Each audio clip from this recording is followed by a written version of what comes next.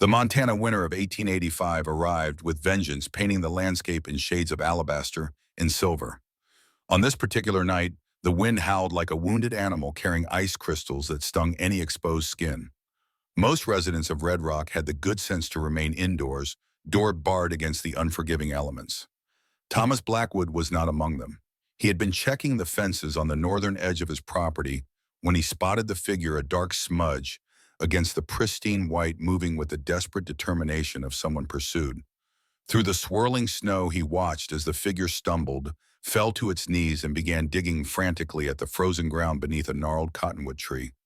Thomas's hand instinctively moved to the revolver at his hip. 6 years in Montana had taught him caution. 6 years of solitude had taught him to mind his own affairs. Yet something in the desperate movements of the stranger compelled him forward, his boots crunching through the snow-crusted ground. As he drew closer, the figure resolved into a woman. Her cloak, once fine but now torn and muddied, provided little protection against the bitter cold. Her hands, bare and bloodied, clawed at the frozen earth with manic urgency. Beside her lay a wooden box roughly the size of a large book. "Ma'am," Thomas called, his voice carrying on the wind, "you'll catch your death out here." The woman's head snapped up, her eyes wide with terror. For a moment they stared at each other, the solitary rancher and the desperate woman, connected by the thin thread of human recognition in a vast, indifferent wilderness. Then she scrambled to her feet, clutching the wooden box to her chest. Her attempt to flee ended before it began. Her legs buckled beneath her, and she collapsed into the snow. Thomas knelt beside her, noting the bruises visible beneath the dirt on her face, the split lip crusted with blood. These were not the injuries of accident or exposure. These were the marks of deliberate cruelty. His gaze fell to the box she still clutched, even in unconsciousness. Prying it gently from her fingers, he opened the clasp. Inside lay a rolled canvas. With careful movements, Thomas unfurled it to reveal a portrait of a man handsome in the conventional sense, with strong features and expensive clothes. But the artist had captured something else, something that made Thomas's blood run cold. Beneath the subject's polished exterior lurked a darkness, a malevolence rendered with such skill that it seemed to radiate from the canvas. The eyes in particular held a calculated cruelty that Thomas recognized from men he'd encountered during the war, men who inflicted pain not from passion or necessity, but from something colder, more deliberate. Thomas rolled the canvas, quickly returning it to the box. With practiced movements, he finished the shallow hole the woman had started, buried the box, and marked the location with a small pile of stones visible to one who knew to look, but otherwise unremarkable. Only then did he gather the unconscious woman into his arms. She weighed almost nothing, as if whatever had been chasing her had already consumed most of her substance. Her head lolled against his chest, but he could feel the shallow rise and fall of her breathing. "Easy now," he murmured, though she couldn't hear him. "You're safe." The words felt strange in his mouth after so many days of speaking to no one but his horse and his cattle. Stranger still was the realization that he meant them. Dr. Elijah Sullivan's hands shook as he reached for his medical bag. They always did these days, unless fortified by whiskey.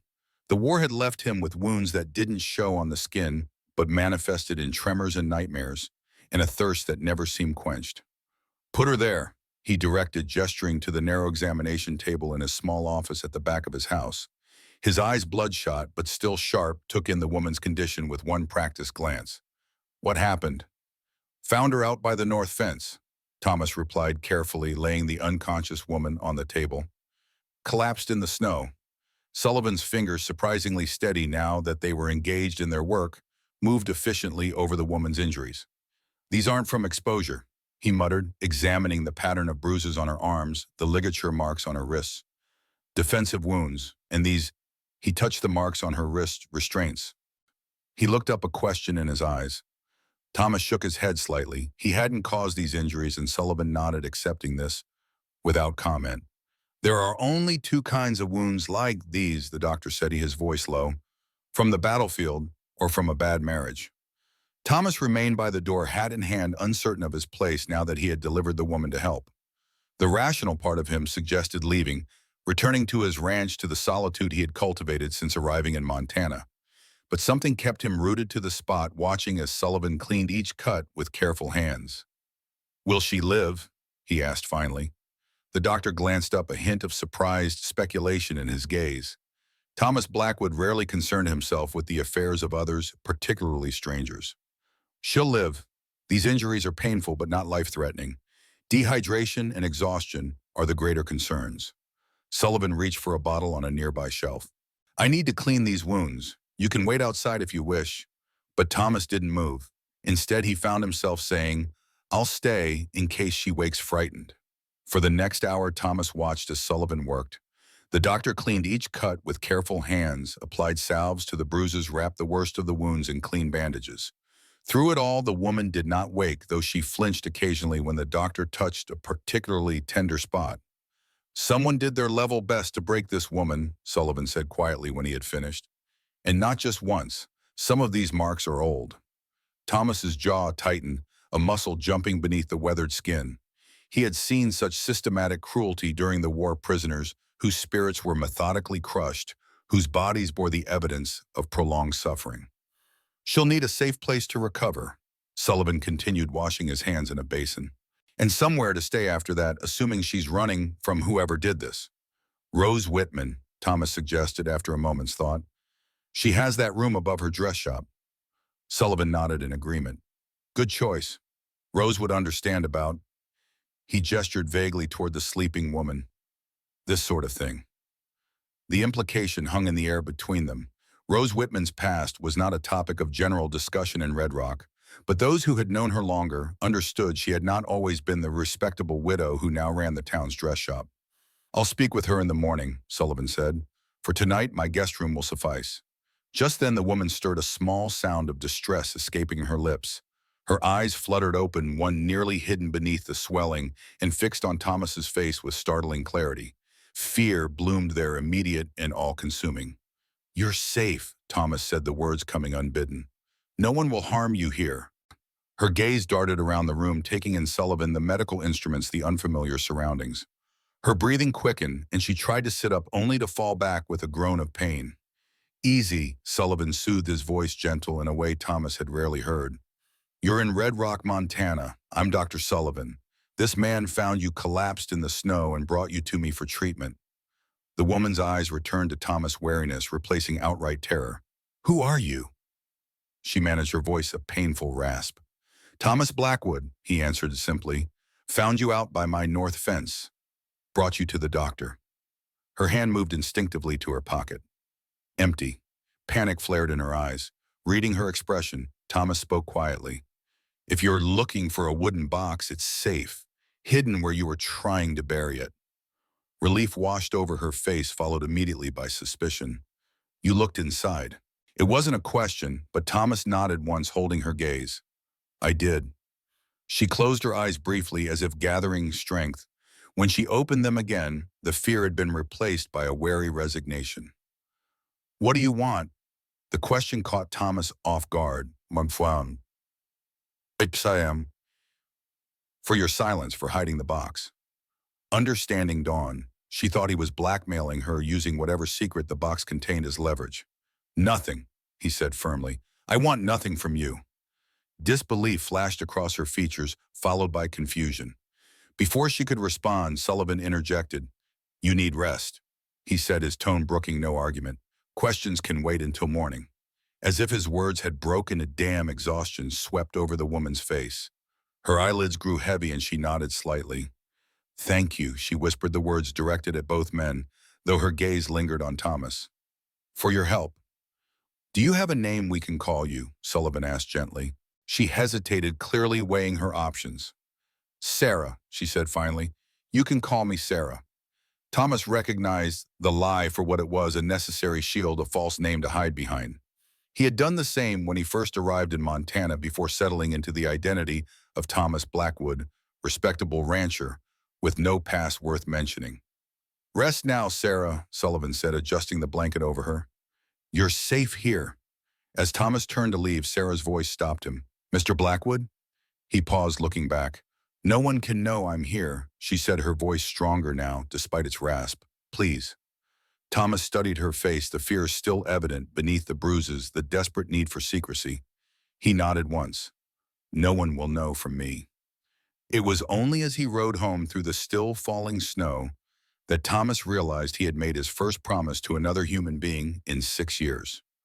More surprising still was his absolute certainty that he would keep it. Oui. Rebecca Winters was a woman of practical compassion. At 60, she had seen enough of life's cruelties to develop a profound empathy tempered by a keen understanding of human nature in all its complexity. When Dr. Sullivan approached her about providing lodging for a woman in need, she asked only the essential questions. Was the woman in immediate danger? Would housing her put others at risk? Was she likely to run before settling her bill? Satisfied with Sullivan's answers, Rebecca agreed to meet Sarah the following afternoon. The woman who stood in Rebecca's back parlor bore the unmistakable marks of recent violence, though someone had clearly made efforts to help her appear presentable. Her face was a map of fading bruises, her split lip on the mend, her movements careful to avoid aggravating hidden injuries. But it was her eyes that caught Rebecca's attention, dark brown and alert, constantly assessing exits and potential threats, like a hunted animal that never truly rests. Rebecca recognized that look. She had worn it herself once. "Dr. Sullivan tells me you need a place to stay," she said, keeping her voice matter-of-fact rather than pitying. "I have a room above the shop, small but private, $15 a month, which includes meals." Sarah's hands twisted together nervously. "I have very little money," she admitted, "but I can work. I'm good with a needle, and I can keep accounts." Rebecca studied the woman's hands. The long, elegant fingers bore calluses that spoke of someone who worked with precision. Not the rough hands of a farmer's wife or a laundress, but something more deliberate. "Help in the shop would be welcome," she agreed. "We can discuss terms once you've had a chance to recover your strength." Relief washed over Sarah's face. "Thank you, Mrs. Winters. I won't be a burden." "Rebecca, please." She gestured toward the narrow staircase at the back of the shop. "The room is up there. Bathroom's at the end of the hall. We share it, I'm afraid. Shop opens at 10 and closes at 5, except Sundays." She paused, then added with gentle firmness, "I don't entertain gentlemen callers upstairs, and I expect the same courtesy. Beyond that, your business is your own." Sarah nodded, grateful for the clear boundaries. "Thank you, Rebecca." That evening, after showing Sarah to her room and providing a simple supper, Becca found herself wondering about the woman's story. The obvious explanation, an abusive husband, seemed likely, but there was something more, something in the way Sarah carried herself that suggested a woman of education and refinement. Her speech, though guarded, revealed careful diction and proper grammar. Her mannerisms, even in her diminished state, spoke of someone accustomed to moving in higher circles than a frontier dress shop. Rebecca had learned long ago not to press for stories people weren't ready to tell. Secrets revealed themselves in time like stitches working loose from poorly mended fabric. For now, it was enough that Sarah had found shelter. As she prepared for bed, Rebecca's hand moved unconsciously to the small locket she wore around her neck. Inside was a miniature portrait of a boy perhaps 4 years old with serious eyes and a cowlick that wouldn't lie flat. Andrew would be 32 now if he still lived. Sometimes Rebecca imagined him as a grown man, perhaps with children of his own. Did he remember her at all? Or had James poisoned the boy's mind against the mother who had abandoned him? Rebecca closed the locket with a soft click. Some wounds never fully healed. One simply learned to live around them. She hoped for Sarah's sake that whatever wounds had driven her to Red Rock would prove less permanent. Sarah stood before the small mirror in her room, examining her reflection in the dim light of a single lamp. The woman who gazed back at her bore little resemblance to the person she had been just months ago. Her face, once admired for its classical beauty, was now a canvas of yellowing bruises and healing cuts. Her eyes, once bright with artistic curiosity, now held a wary guardedness that never fully abated even in sleep. With trembling fingers, she unbuttoned her borrowed nightgown, exposing the constellation of bruises across her ribs and abdomen. Some were fresh, angry purple and tender to the touch. Others had faded to sickly green and yellow markers of earlier episodes of violence.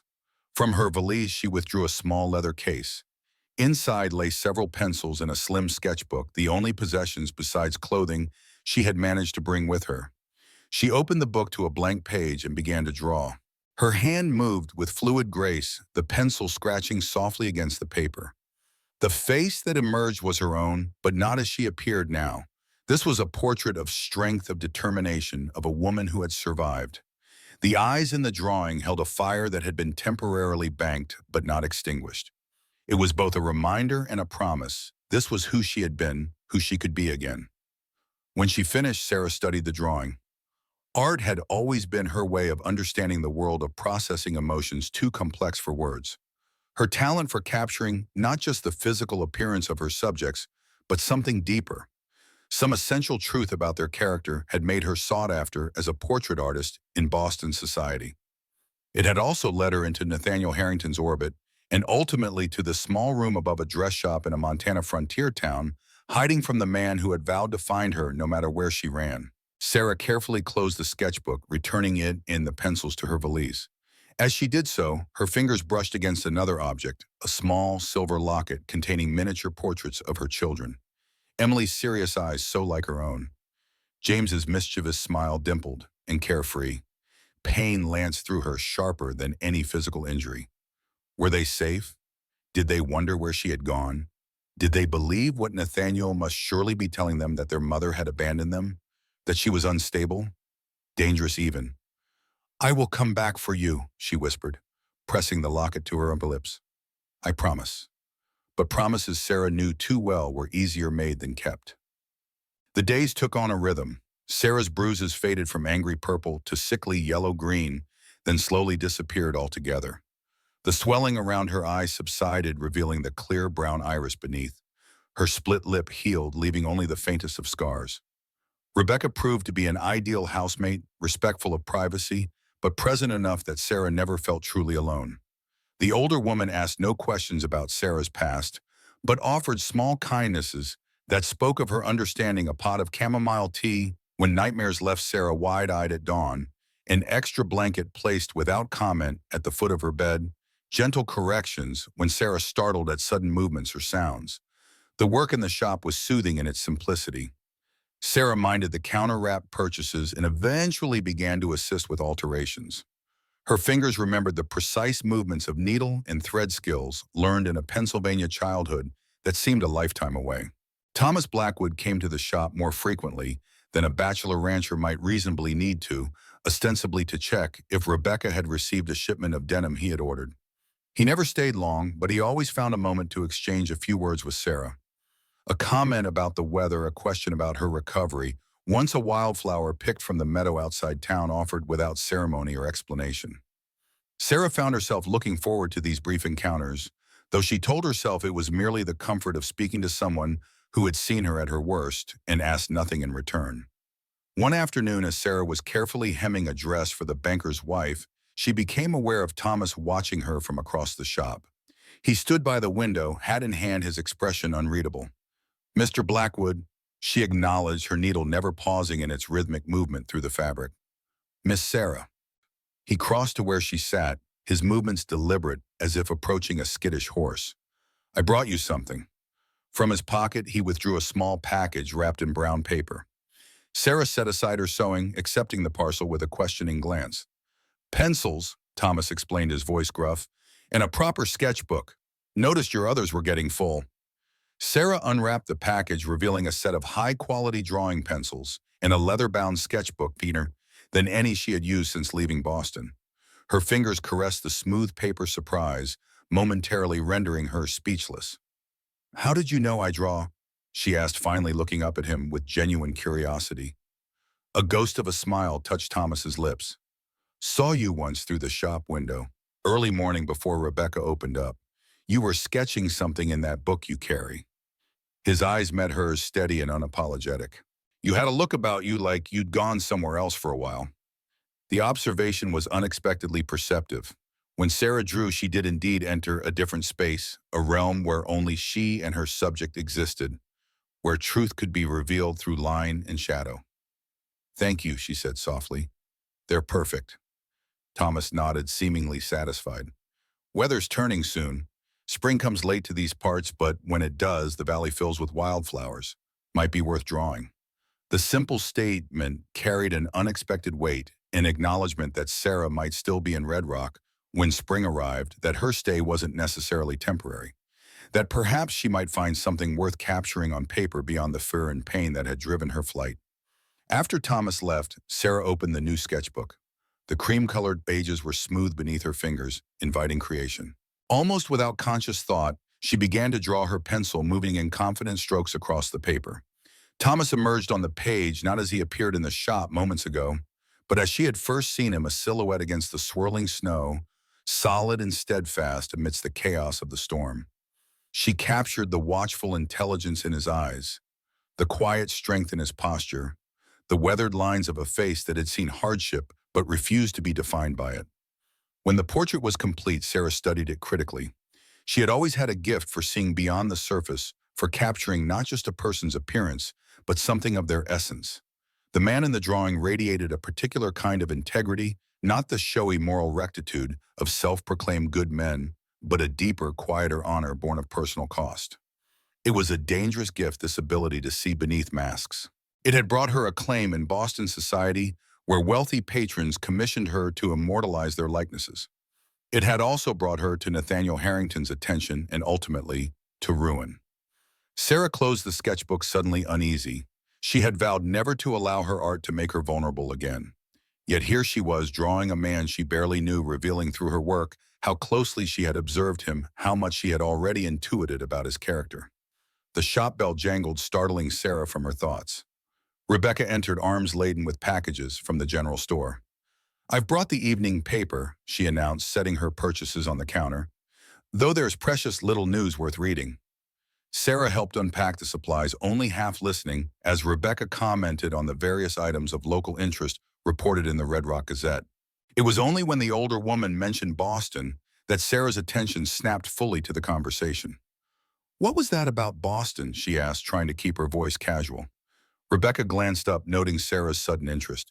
"Just a small article about a missing artist, a woman who painted portraits for wealthy families. Disappeared in January, apparently. Husband's offering a reward for information." She shuffled through the papers. "Here it is. Elizabeth Grant Harrington, wife of prominent businessman Nathaniel Harrington. Says she may be emotionally unstable and traveling under an assumed name."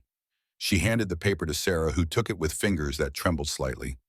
There on the third page was a grainy photograph of her own face, accompanied by a description of her height, coloring, and the date of her disappearance. The article quoted Nathaniel expressing deep concern for his wife's welfare and offering a substantial reward for information leading to her safe return. The room seemed to tilt around Sarah. Nathaniel was casting a wider net, extending his search beyond Boston to newspapers across the country.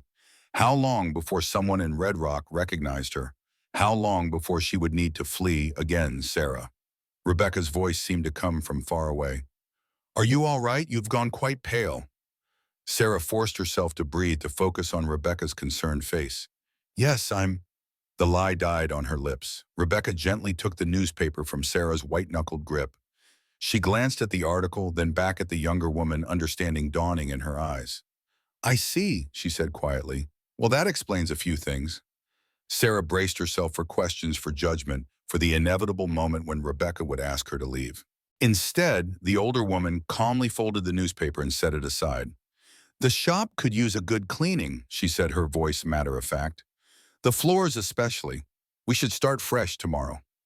And with that simple statement, she took the newspaper to the stove and fed it to the flames, page by page, until the photograph of Elizabeth Grant Harrington was nothing but ashes. That night, after the shop was closed and the evening meal finished, Rebecca joined Sarah in the small parlor behind the store. For a time, they sat in companionable silence, Rebecca mending a tear in a customer's dress, Sarah sketching idly in her new book. "I was married before," Rebecca said finally, her voice soft in the quiet room. "Not to Mr. Winters, he came later. My first husband was a successful man, respected in the community, charming to everyone he met." She set her mending aside, folding her weathered hands in her lap.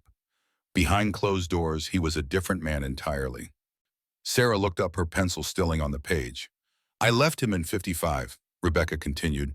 "Took nothing but the clothes on my back and what little money I'd managed to hide away. Walked 20 miles to the next town and caught a stage heading west." A grim smile touched her lips. "He came after me, of course. Men like that can't stand to lose what they think belongs to them." "What did you do?" Sarah asked, though she suspected she knew the answer. "Kept moving, changed my name, found work where I could, sewing mostly. Eventually ended up in St. Louis where I met John Winters. He was a good man, gentle. We had 10 years together before consumption took him. Rebecca's eyes returned to Sarah's face. I won't tell you it was easy. It wasn't. But I survived, built a life, found happiness even. But you didn't have children to leave behind, Sarah said softly, the words escaping before she could stop them. Rebecca's face changed, a flash of old pain crossing her features. I had a son, she said quietly. Andrew, 4 years old when I left. Sarah's breath caught. You left him. I tried to take him. James, my first husband, caught us at the station. Beat me unconscious. When I woke, Andrew was gone. Rebecca's hands tightened in her lap. He sent me a message later. Said if I ever tried to see Andrew again, he'd make sure I didn't walk away next time. What happened to him, your son? James sent him to a boarding school back east. I tracked him as best I could over the years. Last I heard, he was in Chicago. Rebecca's voice held a lifetime of regret. I never saw him again. The admission hung in the air between them, heavy with shared grief. I'm sorry, Sarah whispered. Rebecca nodded, acknowledging the sympathy. I'm telling you this not to discourage you, but so you understand. I know what it is to make that choice to leave in order to survive. There's no shame in it. Sarah's eyes filled with tears. For months, she had carried the weight of her decision alone, the guilt of having fled without her children, the fear that she had abandoned them to a monster, the desperate hope that she might somehow find a way back to them. To hear her choice acknowledged not as weakness, but as a necessary act of survival unlocked something deep within her. My real name is Elizabeth, she said, her voice barely above a whisper. Elizabeth Grant Harrington, and I have 2 children, Emily and James, 7 and 5. Beautiful names, Rebecca said gently. They are beautiful children. Elizabeth's voice caught. Emily is serious, like an old soul in a child's body, always watching, always thinking. And James is all energy and laughter. She paused. Or he was before things got worse. Rebecca finished for her when Elizabeth faltered. Elizabeth nodded, grateful for the understanding. I tried to take them with me when I ran, but Nathaniel caught us. After that, he kept them at his sister's house while she gestured vaguely at her body where the bruises had been. You survived, Rebecca said, her voice firm but gentle. That took courage. Does it? Elizabeth asked, the doubt that constantly plagued her surfacing. Sometimes I think it was cowardice leaving them behind. You can't help them if you're dead, Rebecca said bluntly. And that's where you were headed, wasn't it? Elizabeth couldn't deny it. Nathaniel's rage had been escalating, his control tightening. That last beating had been the worst yet, and his eyes as he stood over her had held a promise of worse to come. I don't know how to get them back, she admitted, the words barely audible. He has money influence. I have nothing. Rebecca was quiet for a moment, her weathered hands folded in her lap. When she spoke, her voice was steady with conviction. You have more than you think, Elizabeth. You have your strength, your intelligence. And now you have people who will stand with you. The words settled over Elizabeth like a warm blanket, offering comfort against the chill of fear that had been her constant companion for so long. Thank you, she whispered. Rebecca reached out, covering Elizabeth's hand with her own. No thanks needed. Just remember you are not alone anymore. Later that night, as Elizabeth lay in bed watching moonlight filter through the thin curtains, she turned to Rebecca's words over in her mind. The idea of having allies was foreign after so long feeling isolated, even when surrounded by Boston's elite society. But it was true. Here in Red Rock, she had begun to form connections.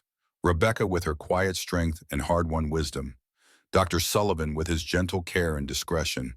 And Thomas Blackwood, who had found her at her most vulnerable and responded not with exploitation, but with protection.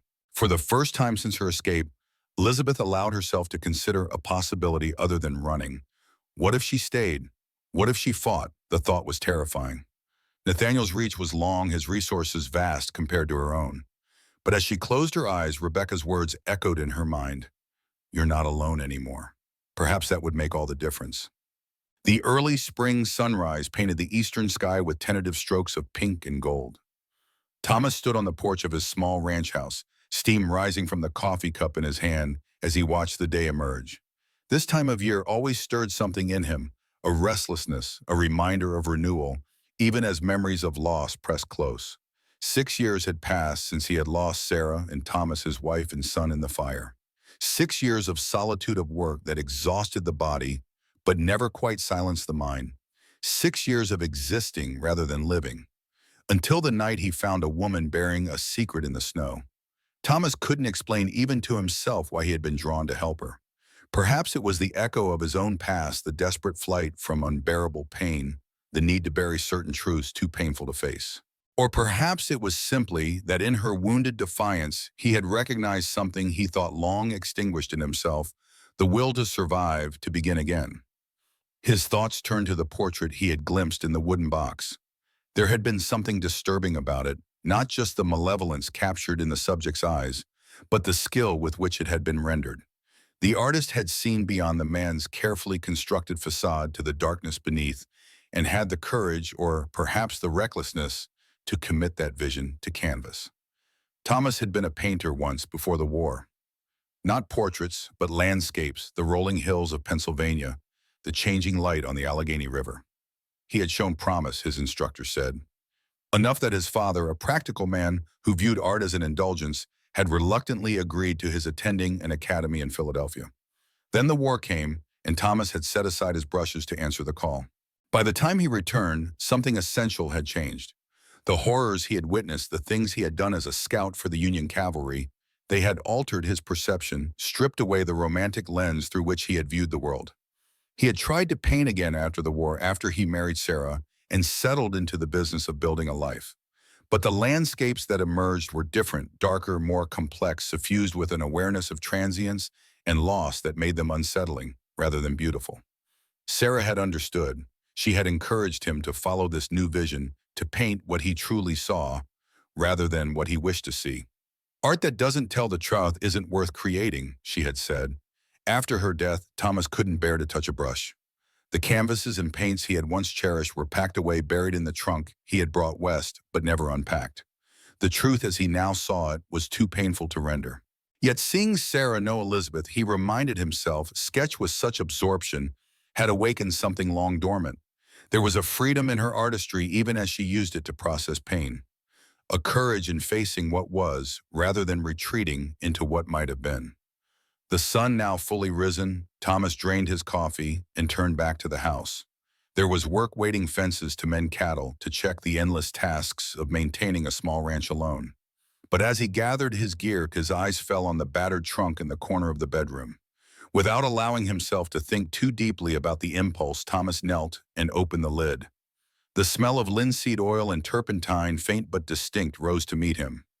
Beneath a layer of careful wrapping lay his old sketchbooks, pencils, a folding easel, tubes of paint, likely long dried. He reached for a sketchbook, its leather binding cracked with age and disuse. Opening it, he found landscapes from before, scenes of Pennsylvania in all seasons, studies of trees and streams, the quality uneven but showing the development of his eye and hand over time. Near the back were the few drawings he had done after the war, darker, more complex, hinting at the changes within him. And on the final page, a sketch he had forgotten: Sarah sitting by the window of their small house, her hand resting protectively over her swollen belly, her face turned toward the light. The date in the corner placed it just months before the fire, when she was carrying Thomas Jr. The pain, when it came, was as fresh as if the loss had happened yesterday. Thomas closed the book quickly, returning it to the trunk. Some wounds never fully healed. One simply learned to live around them. Yet as he rode out to check the northern fence line, Thomas found himself observing the landscape with an attention he hadn't employed in years, noting the particular quality of light on the distant mountains, the way the early spring grass emerged in patches through the melting snow, the intricate patterns of bare branches against the sky.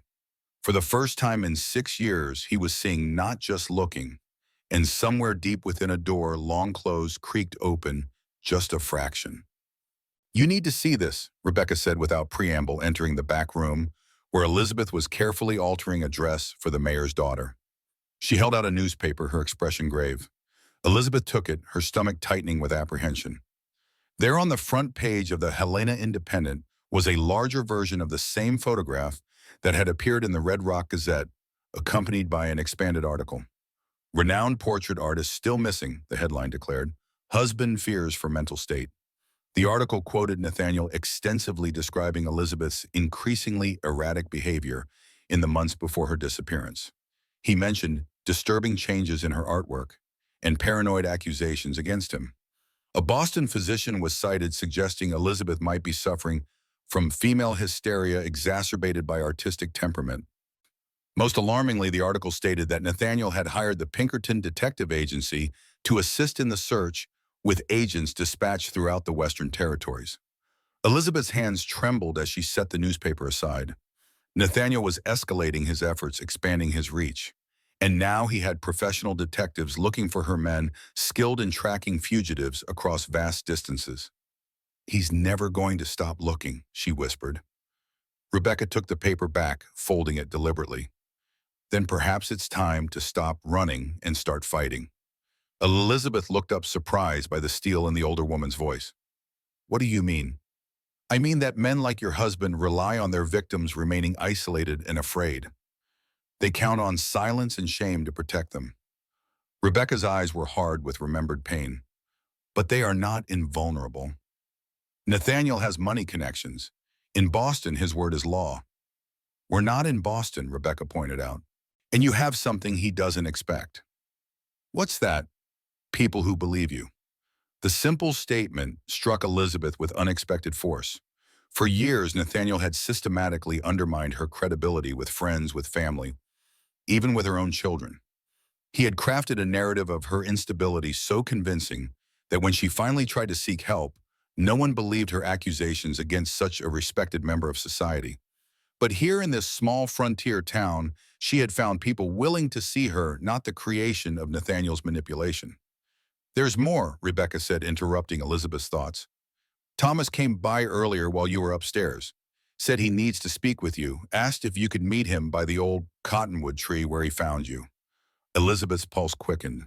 "Did he say why?" Rebecca shook her head. "No, but he seemed different, unsettled almost." Concern replaced Elizabeth's momentary anxiety. In the weeks since her arrival in Red Rock, Thomas had been a steady presence, quiet, watchful, reliable.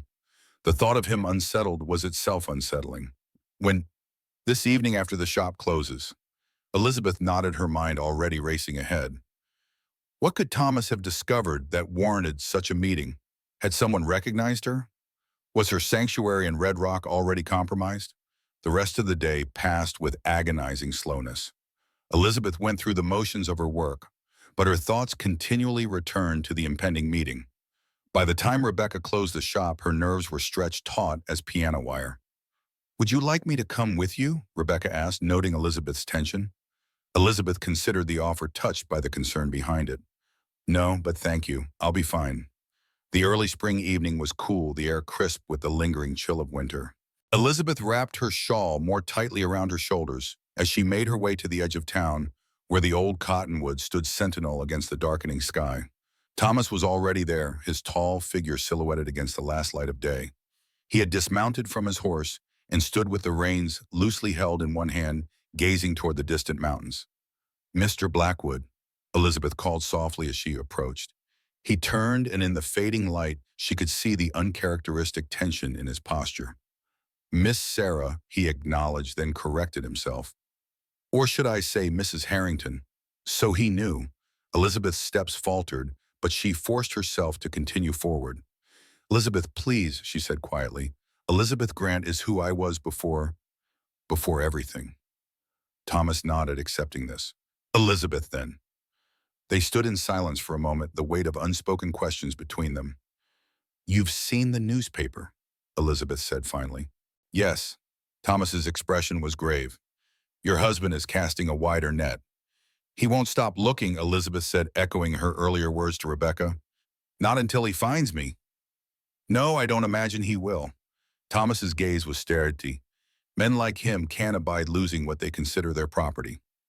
The simple understanding in his voice, free from judgment or disbelief, eased something tight in Elizabeth's chest. "Rebecca thinks I should fight rather than run," she said, testing the idea aloud. "And what do you think?" Elizabeth considered the question, giving it the weight it deserved. "I think I'm tired of being afraid, of looking over my shoulder, of jumping at shadows." She took a deep breath. But mostly I'm tired of being away from my children. Thomas nodded, his eyes reflecting understanding. There's something I need to show you, he said, his voice low. He gestured toward the base of the cottonwood. I've been remembering something. Curious Elizabeth followed as he led the way to the spot where he had found her that snowy night. The ground was softer now, the snow melted to reveal dark earth beginning to wake from winter's grip. Thomas knelt, removing the small pile of stones that marked the location of the buried box. With careful movements, he dug into the soil, soon uncovering the wooden container Elizabeth had tried to hide on the night of her collapse. He handed it to her without opening it. Your secret is safe with me, he said quietly, but I think it's time you showed me what's inside. All of it. Elizabeth cradled the box in her hands, feeling its weight, both physical and symbolic. Inside lay the evidence of her greatest gift and her greatest mistake, the portrait that had sealed her fate in Boston. Slowly she opened the clasp and removed the rolled canvas. With hands that trembled slightly, she unfurled it, revealing the full portrait for the first time since she had fled Boston. In the fading light, Nathaniel Harrington's face gazed up at them. Handsome, composed, every inch the successful businessman. But the artist had captured something else, something lurking beneath the polished exterior. A coldness in the eyes, a cruelty in the set of the mouth, a darkness that seemed to radiate from the canvas itself. Thomas studied the portrait in silence, his expression unreadable. Then, to Elizabeth's surprise, he reached into his coat and withdrew a folded piece of paper. I've been trying to remember, he said, his voice rough with some unnamed emotion, what it was about this portrait that felt so familiar. He unfolded the paper, revealing a sketch Nathaniel's face rendered with remarkable accuracy from memory. Elizabeth stared, astonished by both the skill of the reproduction and the fact that Thomas had created it. You're an artist, she breathed. A shadow crossed Thomas's face. I was, once. He set the sketch beside the portrait. But that's not what I needed to show you. From inside his coat, he withdrew another folded paper, this one older, the edges worn with handling. This is from a newspaper article from about 6 years ago, he explained, unfolding it carefully, about a fire in Pennsylvania that killed a woman and her young son. The paper contained a grainy photograph of a man standing before the charred remains of a house. Though the quality was poor, there was something familiar about the figure, the set of the shoulders, the angle of the head. The article mentioned a business dispute. Thomas continued, his voice flat. The woman's husband, a painter with some reputation for landscapes, had accused his business partner of fraud. The partner denied everything, of course. The fire was ruled an accident, faulty wiring. Elizabeth looked up sharply, understanding beginning to dawn. This man in the photograph, William Reed, Thomas confirmed, my former business partner. The man who burned my house with my wife and son inside while I was in town trying to gather evidence against him. The revelation struck Elizabeth like a physical blow. Thomas, I'm so sorry. He shook his head slightly, dismissing her sympathy. I'm not telling you this for pity. I'm telling you because there's more. He pointed to the portrait of Nathaniel. When I first saw this, I knew there was something familiar about the man beyond what you captured of his nature. I couldn't place it until I started drawing again, trying to work it out. He drew a deep breath. William Reed is now in Boston. He's a business associate of Nathaniel Harrington. The connection hit Elizabeth like a jolt of electricity. Are you certain? Thomas nodded grimly. I found a mention in a business journal at the doctor's office. Reed and Harrington Investments, established 4 years ago. Elizabeth's mind raced. The timing aligned with Nathaniel's expansion into new ventures, investments he had been secretive about even as they rapidly increased the family fortune. There's more, Thomas said, his voice dropping lower. I believe your husband knows who I am, or at least who I was before I came west and changed my name. How could he know? The portrait you painted, it reveals too much.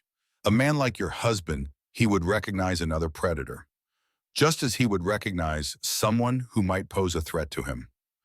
Thomas's eyes were dark with memory. When I confronted Reed about his fraud, he warned me, said I didn't know who I was dealing with, that he had powerful friends who would make sure I regretted crossing him. He gestured to the portrait. I think one of those friends was Nathaniel Harrington. The implications spun out in Elizabeth's mind, connections forming like the lines of a drawing coming together to reveal a larger picture. If Thomas was right, then Nathaniel and William Reed had been associates for years. If Reed had mentioned Thomas to Nathaniel, the painter who had threatened to expose fraud, then Nathaniel might well have made the connection when Elizabeth began painting portraits that revealed too much truth. He knew, she whispered, the realization dawning. When I painted his portrait, when I began to see him clearly, he recognized the danger because he'd seen it before. With you. Thomas nodded, his expression grim.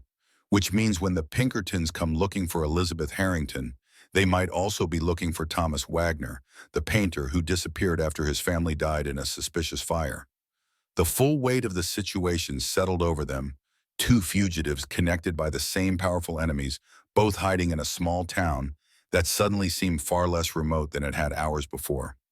What do we do? Elizabeth asked, her voice steadier than she expected. Thomas was silent for a long moment, his gaze turned toward the horizon where the first stars were beginning to appear. We have a choice, he said finally. We can run separately or together, find new names, new towns, keep moving one step ahead of the Pinkertons. He turned to face her fully. Or we can fight. Fight against Nathaniel and Reed. With what weapons? The truth. Thomas gestured to the portrait in her hands. Your gift for seeing people as they truly are. My knowledge of Reed's crimes.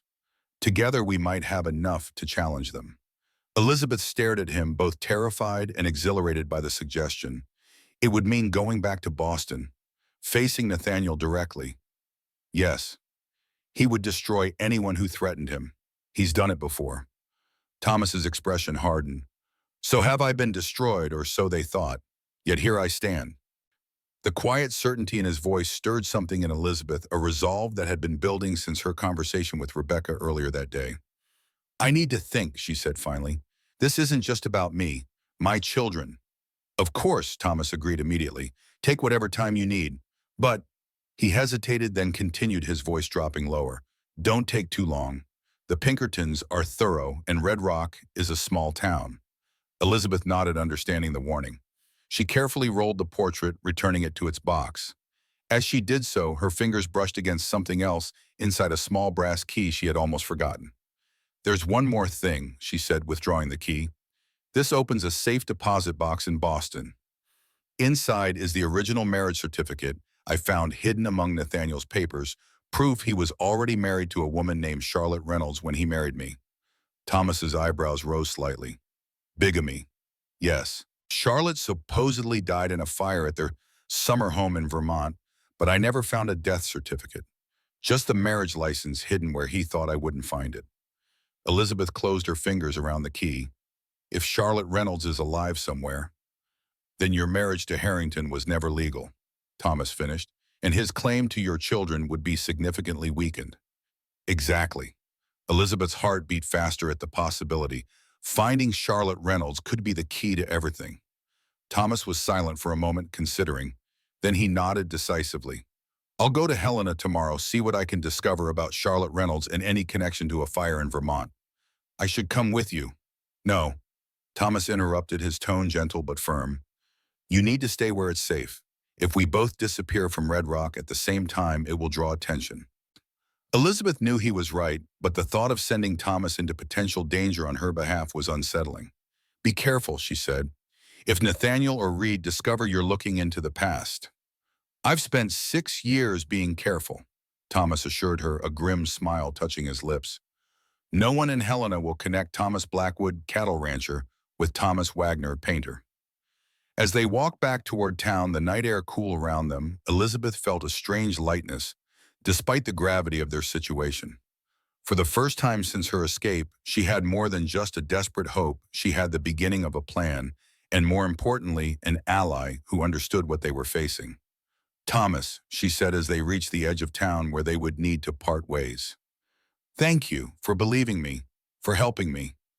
He looked down at her, his expression softening in the moonlight. You don't need to thank me for seeing the truth, Elizabeth. The use of her real name spoken without hesitation or judgment warmed something long cold within her. As they stood there, a moment of understanding passed between them, an acknowledgement of shared pain, shared purpose, and perhaps something else just beginning to take root. Thomas broke the silence first, his voice gruff with suppressed emotion. Best get back before Rebecca sends out a search party. Elizabeth nodded, reluctant to end the moment, yet knowing it was necessary. When will you leave for Helena? First light should be gone 3 days, maybe 4. I'll be here when you return, she promised, the words carrying more weight than their simple meaning might suggest. Thomas touched the brim of his hat in acknowledgement, then turned toward the livery where he had stabled his horse. Elizabeth watched him go, his tall figure soon swallowed by the gathering darkness. Only when he was out of sight did she allow herself to acknowledge the truth that had been gradually forming within her heart. In this quiet, reserved man, with his own buried secrets, she had found not just an ally, but perhaps the first true friend she had known in years. And if the fluttering in her chest when he looked at her hinted at something beyond friendship, well, that was a complication for another day, when the shadows of the past no longer loomed quite so large over both their futures. The days following Thomas's departure stretched with agonizing slowness. Elizabeth found herself watching the road whenever a customer entered the shop, hoping to see his tall figure silhouetted against the spring sunshine. Each passing stranger brought a flutter of anxiety. Was this a Pinkerton detective? Had someone recognized her from the newspaper photographs? Her nights were filled with dreams of pursuit, running down endless corridors while Nathaniel's voice echoed behind her, searching frantically for children who remained just out of reach. She would wake gasping, sheets tangled around her legs, the lingering terror taking minutes to subside. On the fourth morning, Rebecca found her at the kitchen table before dawn, a cup of untouched tea growing cold before her. You need to keep busy, the older woman said, setting a basket of mending on the table. Idle hands make room for worry. Elizabeth smiled faintly at the practical wisdom. You sound like my grandmother. You have a smart woman, your grandmother. Rebecca poured herself tea and sat opposite Elizabeth. Tell me about your children. Not the worry, I know plenty about that. Tell me who they are. The simple question unlocked something in Elizabeth's chest. Words began to flow tentatively at first, then with growing animation as she described Emily's serious nature, her careful observations, her love of stories.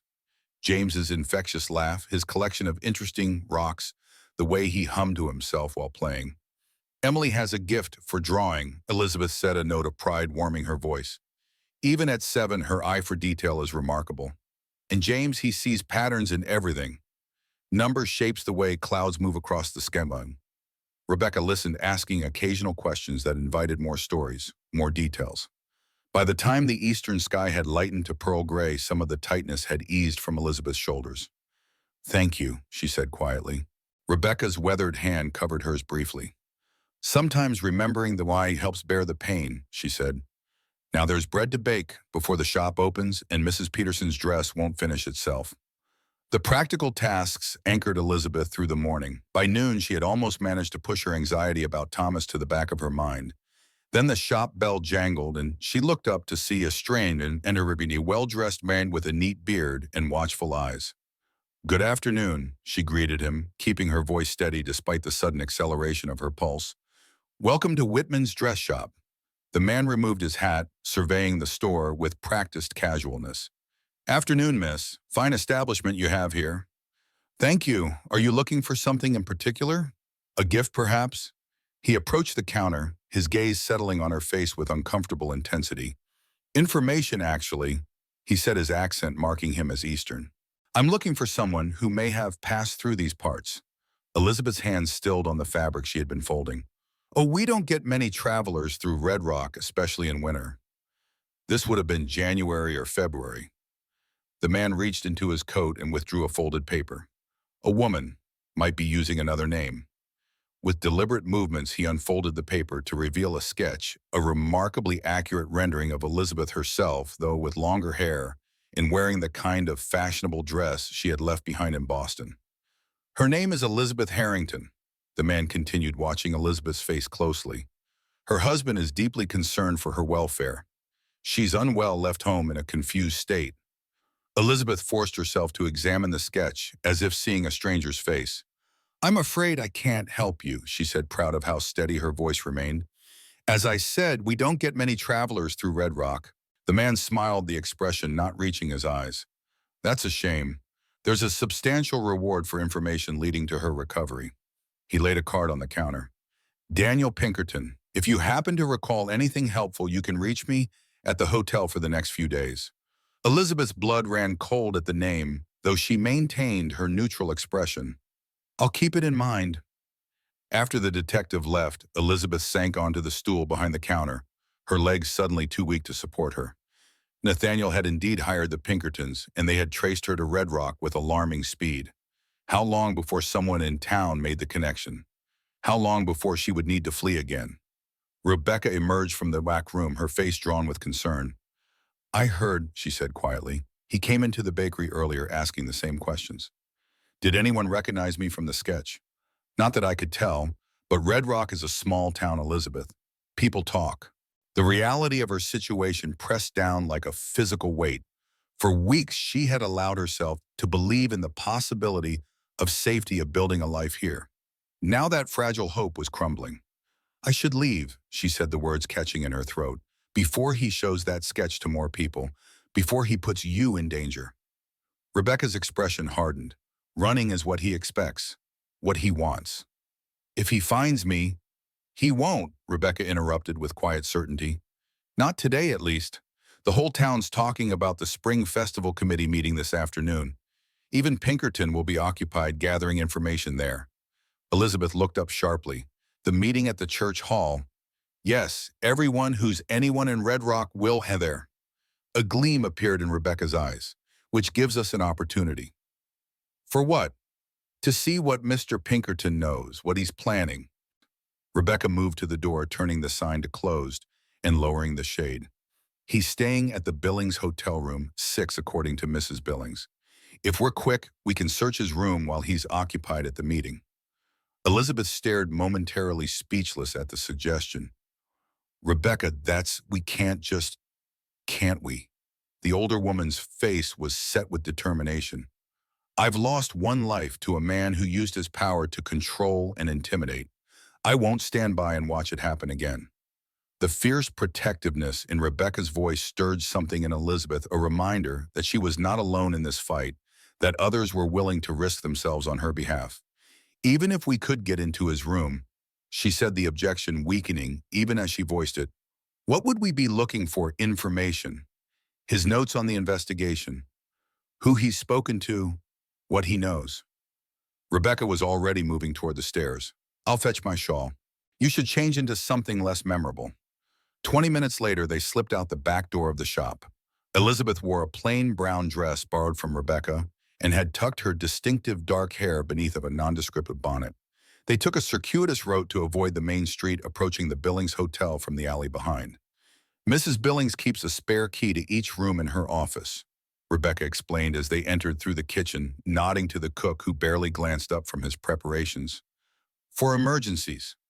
And how do you know this? Elizabeth asked, equal parts amazed and alarmed by Rebecca's apparent expertise in covert operations. A ghost of a smile touched the older woman's lips. Red Rock may be small, but it has its share of secrets. When you've lived somewhere 20 years, you learn a few things. The hotel was quiet at this hour, most of its occupants either at their daily business or attending the committee meeting. Rebecca moved with surprising stealth down the hallway to a small office behind the front desk. A quick search of the drawer yielded a ring of labeled keys. Room 6, she murmured, selecting one. Now we need to be quick. 10 minutes, no more. Elizabeth's heart pounded as they made their way up the narrow stairs to the second floor.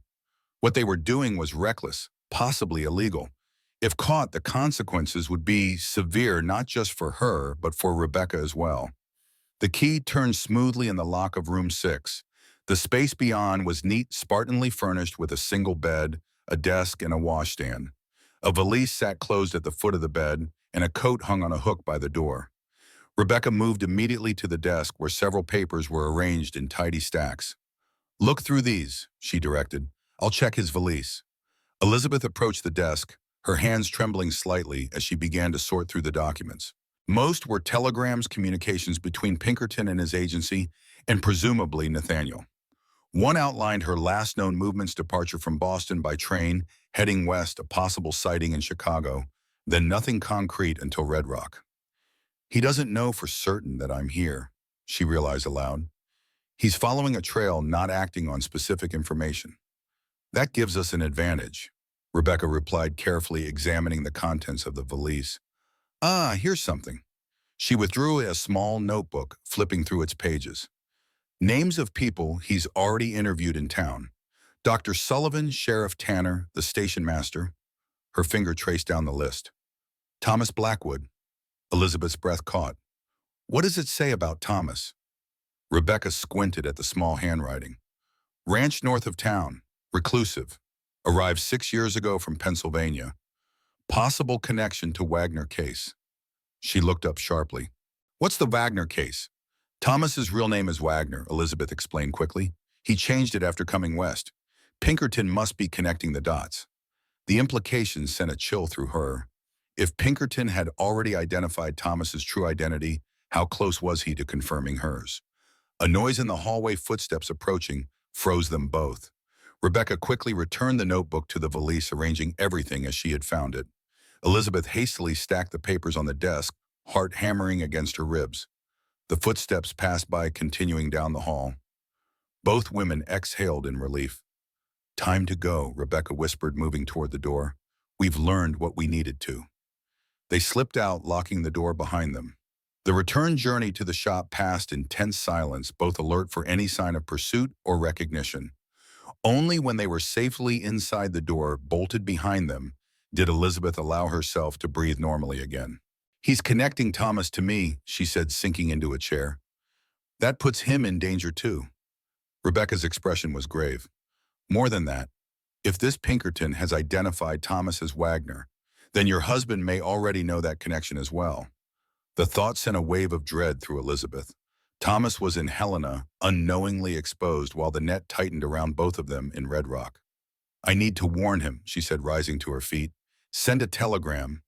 Too risky, Rebecca countered. Telegrams pass through too many hands. We need someone trustworthy to deliver a message in person. Elizabeth paced the small room, mind racing. Who could they trust with such a dangerous task?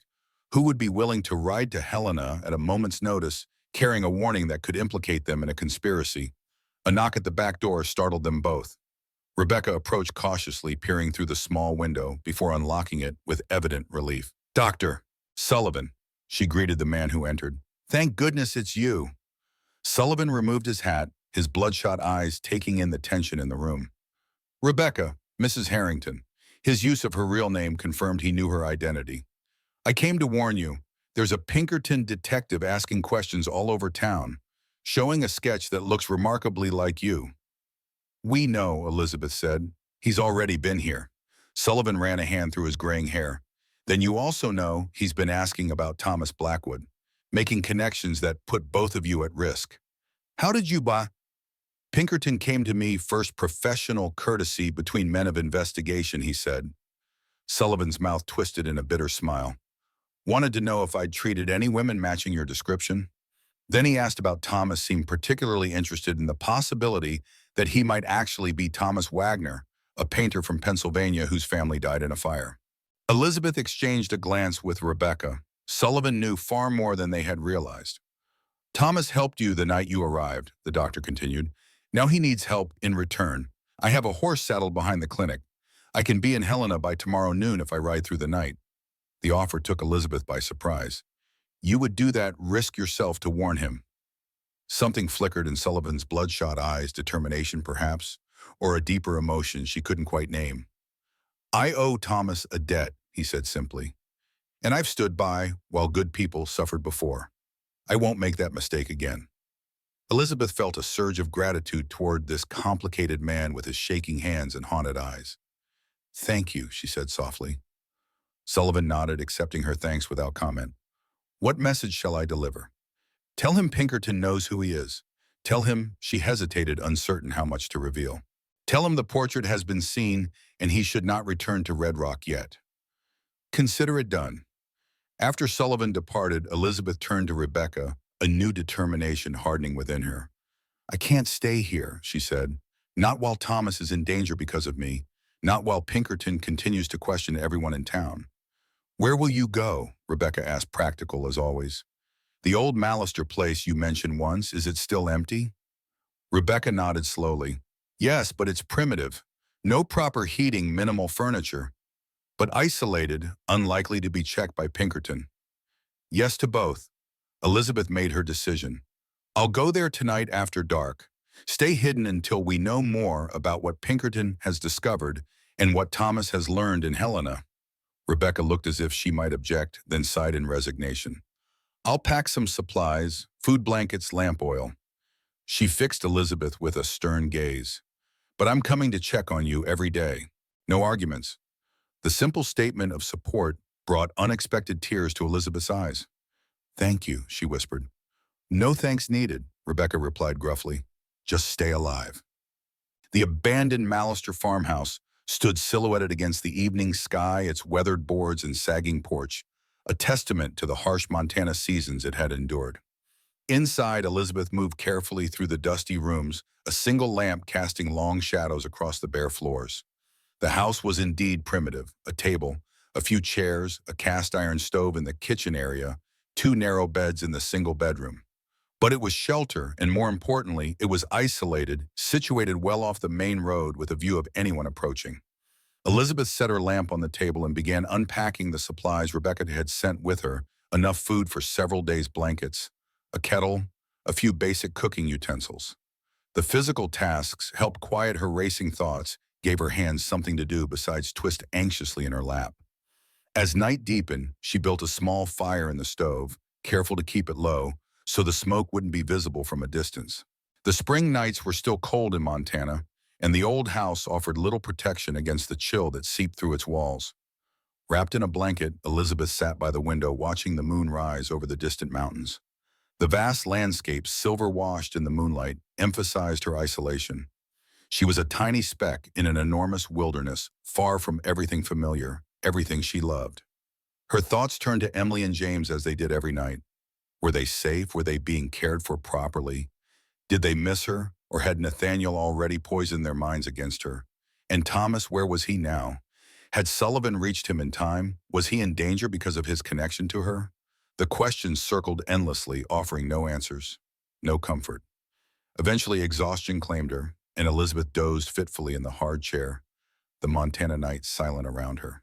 She woke to the sound of hoofbeats approaching a single rider, moving at a steady pace up the overgrown track to the farmhouse. Fear clutched at her throat. Had Pinkerton somehow discovered her hiding place?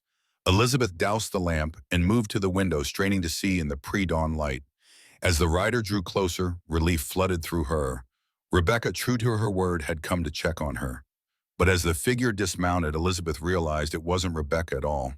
The rider was too tall, too broad-shouldered. A man moving with a slight limp toward the house. She shrank back from the window, heart pounding. Should she run, hide? The house offered few places of concealment, and in the open country surrounding it, she would be visible for miles. A soft knock at the door froze her in place. Elizabeth, a familiar voice called quietly. It's Thomas. She rushed to the door, pulling it open to reveal Thomas Blackwood standing on the porch, his face drawn with fatigue, a day's growth of beard shadowing his jaw. Thomas, she breathed relief and confusion mingling in her voice. How did you find me? Did Sullivan? Sullivan found me in Helena yesterday, he confirmed, stepping inside when she moved back to admit him. Told me about Pinkerton.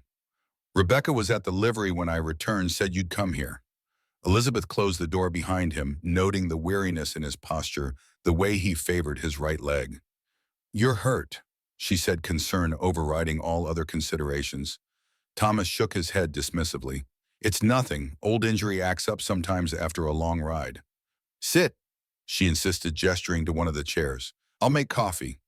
While she busied herself at the stove, Thomas removed his hat and coat, revealing clothes rumpled from hard travel. He sank into the offered chair with a barely suppressed groan of relief. Did you find anything in Helena? Elizabeth asked, keeping her voice steady despite the anxiety churning within her. Thomas was silent for a moment, watching as she prepared the coffee. Yes, he said finally. More than I expected. Something in his tone made Elizabeth turn to face him fully. What is it? What did you find? Charlotte Reynolds is alive. The simple statement hung in the air between them, its implications expanding like ripples on a pond. Elizabeth's hands stilled on the coffee pot. Alive, she repeated, hardly daring to believe it. You're certain? Thomas nodded grimly. There was a fire at the Harrington summer home in Vermont in 1874. Charlotte was reported dead, but I found a bank record from 6 months later, a large withdrawal from an account in her name in Philadelphia. She survived, Elizabeth breathed, and left just as I did. The trail goes cold after Philadelphia, Thomas continued. But there's more. Your husband has a pattern, Elizabeth. Before Charlotte, there was another wife, Elizabeth Wells née Harrington. Married 1868, died 1872, supposedly of consumption. 3 wives, Elizabeth said slowly, the implications sinking in, all within 10 years. And business partners who meet with unfortunate accidents.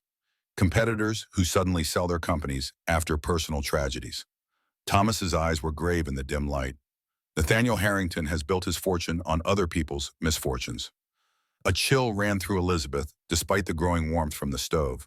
She had known Nathaniel was cruel, controlling, but this suggested something far darker, a man capable of orchestrating not just abuse, but perhaps murder.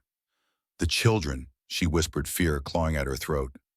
Clara and James are valuable to him, Thomas said quickly, understanding her fear. They're his heirs, his public image as a family man. They are likely safe, Elizabeth. She nodded, trying to believe it.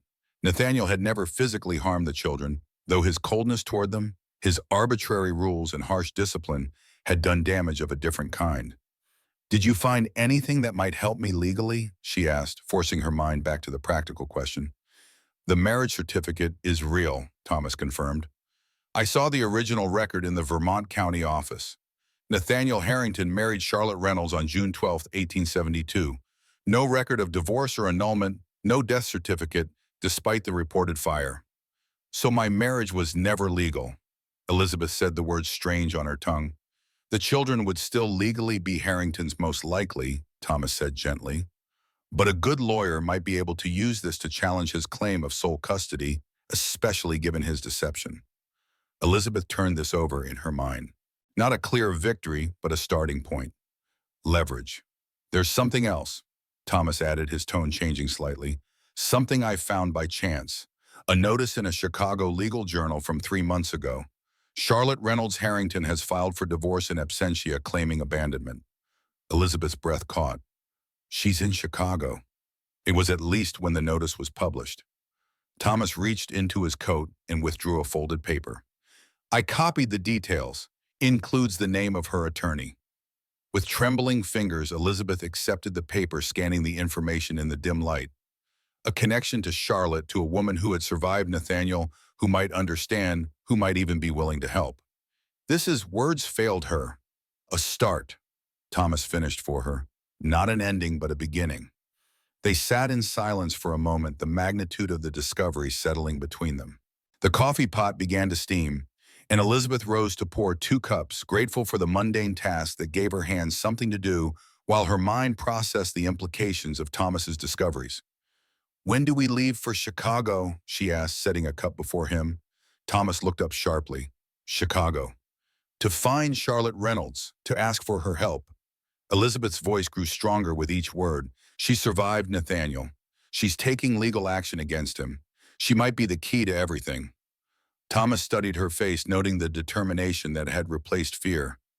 It would be dangerous, he said carefully. Traveling to a major city where Nathaniel likely has connections, where Pinkerton agents are even more numerous than in Montana territory. Everything is dangerous now, Elizabeth countered. Staying here, running somewhere new, returning to Boston, there are no safe choices left, Thomas.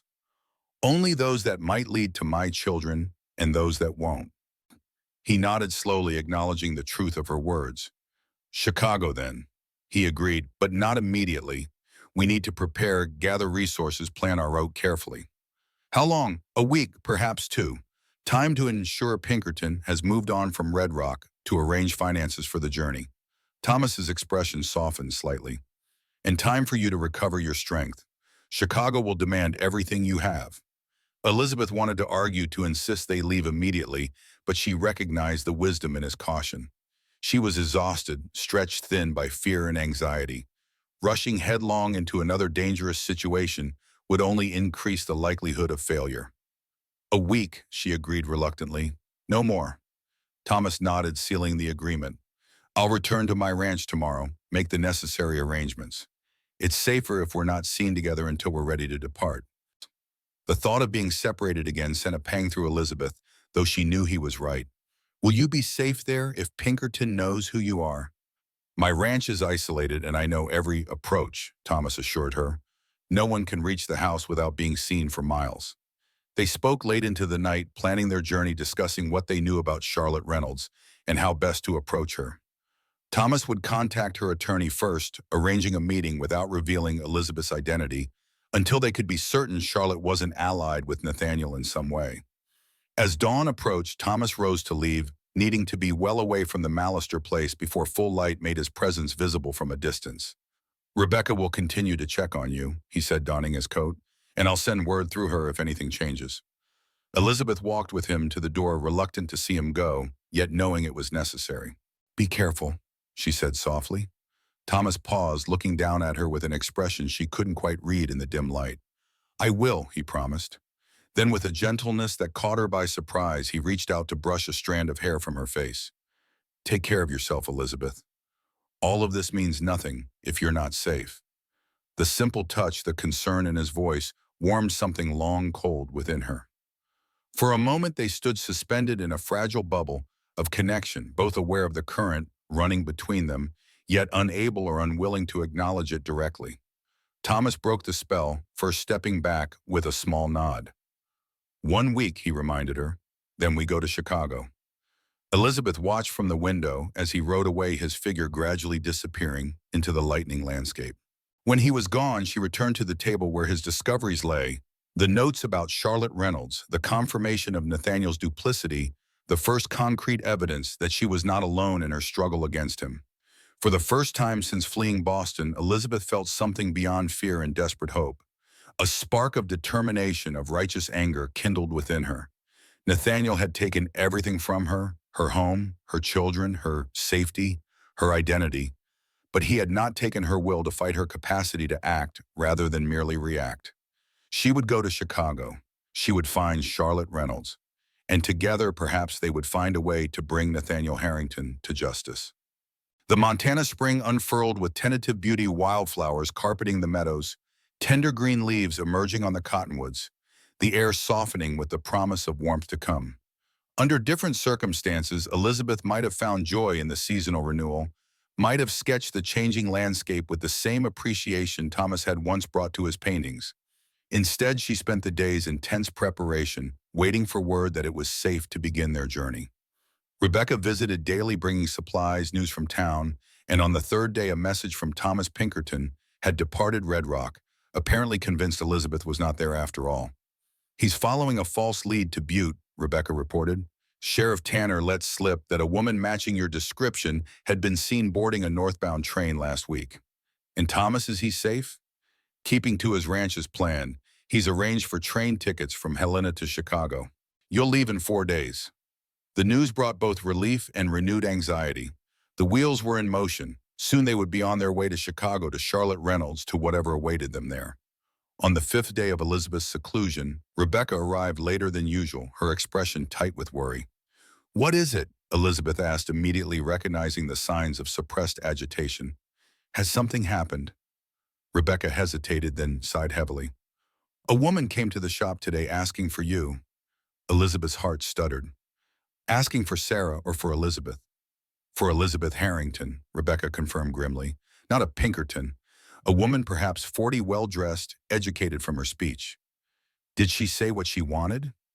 Only that it was urgent she speak with you, that she had information vital to your interests. Rebecca's eyes met Elizabeth's. She knew about the portrait, Elizabeth, the one in the wooden box. A chill ran through Elizabeth. Only 3 people knew about that portrait: herself, Thomas, and Nathaniel. If this stranger knew about it, it could be a trap, she said, voicing the fear aloud. Someone sent by Nathaniel to lure me out of hiding. That's what I thought as well, Rebecca agreed, which is why I told her I had no idea who Elizabeth Harrington was and suggested she try Butte if she was tracking the same woman Pinkerton had been seeking. Relief washed through Elizabeth. Thank you. But there's more, Rebecca continued. After she left, I had Samuel Cooper follow her. She didn't go to the hotel or the stage office. She went to Thomas's ranch. The implication hung in the air between them. This mysterious woman knew not only about Elizabeth and the portrait, but also about her connection to Thomas. I need to warn him, Elizabeth said, already moving to gather her few belongings. If she's working for Nathaniel, Samuel's keeping watch, Rebecca assured her. If there's any sign of trouble, he'll intervene. And Thomas is no fool, Elizabeth. He won't be easily deceived. Elizabeth paced the small room, mind racing. Who was this woman? What did she want? How had she found them in Red Rock? I should never have involved him in this, she said, guilt washing over her. Thomas has already lost so much because of men like Nathaniel. Now he's at risk again because of me. Thomas is a grown man who makes his own choices, Rebecca countered firmly. He knew the risks when he agreed to help you. Before Elizabeth could respond, the sound of approaching horses drew their attention to the window. Two riders were making their way up the track to the farmhouse, Thomas on his buckskin mare, and beside him a woman on a bay gelding. It's her, Rebecca confirmed, peering through the dusty glass. The woman who came to the shop.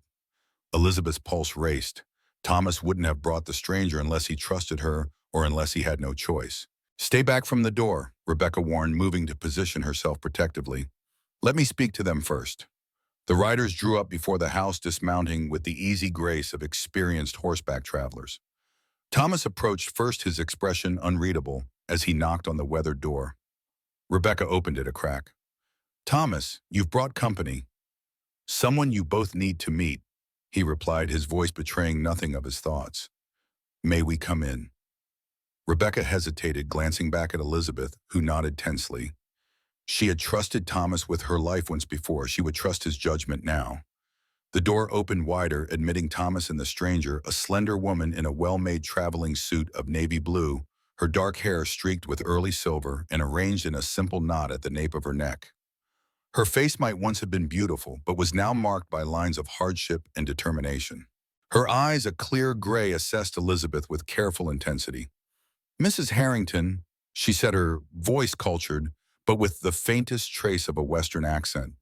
Who's asking? Elizabeth replied, remaining close to the back wall, poised for flight if necessary. The woman's lips curved in what might have been a smile. Someone who understands what it means to run from Nathaniel Harrington. She extended her hand, a gesture more businesslike than social. Charlotte Reynolds, though I've gone by my mother's maiden name Lawson these past 8 years. Elizabeth stared, unable to believe that the very woman she and Thomas had discussed just days ago, whose location they had planned to discover in Chicago, was now standing before her in the abandoned Mallister farmhouse. How did you find me? She managed finally. Charlotte's expression turned grim. The same way Nathaniel's men will if you're not careful. Small towns talk, Mrs. Harrington. And you've made quite an impression on Red Rock in your short time here. Please, Elizabeth said, finding her voice at last. Call me Elizabeth. She gestured to the chairs by the small table. We should sit. This conversation may take some time. As they settled, Rebecca excused herself to prepare coffee, her watchful eyes never straying far from the newcomer. Charlotte poured herself a cup when it was ready, her movements precise and controlled. Your landlady seems discreet, she observed, nodding toward Rebecca. Rebecca has been, Elizabeth searched for the right word, a godsend. But how did you know to find me here of all places?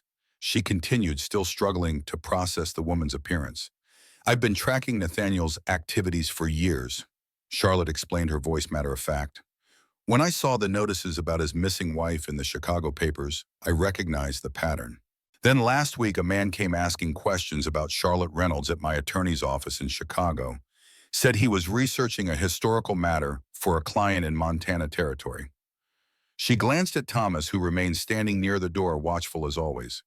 He was careful, never mentioned Nathaniel or you, but I've learned to recognize when someone is pulling at threads that might lead to me. So you followed him back here, Elizabeth realized. Found me through him. It wasn't difficult to connect Miss Sarah Fletcher, the new drawing teacher, with a mysterious past to the woman Nathaniel is so desperately seeking. Charlotte set her cup down with a decisive click. So I made inquiries of my own, followed his trail back here. Elizabeth felt exposed, vulnerable. If Charlotte had made these connections so quickly, how long before Pinkerton did the same? Why are you here? She asked directly. What do you want?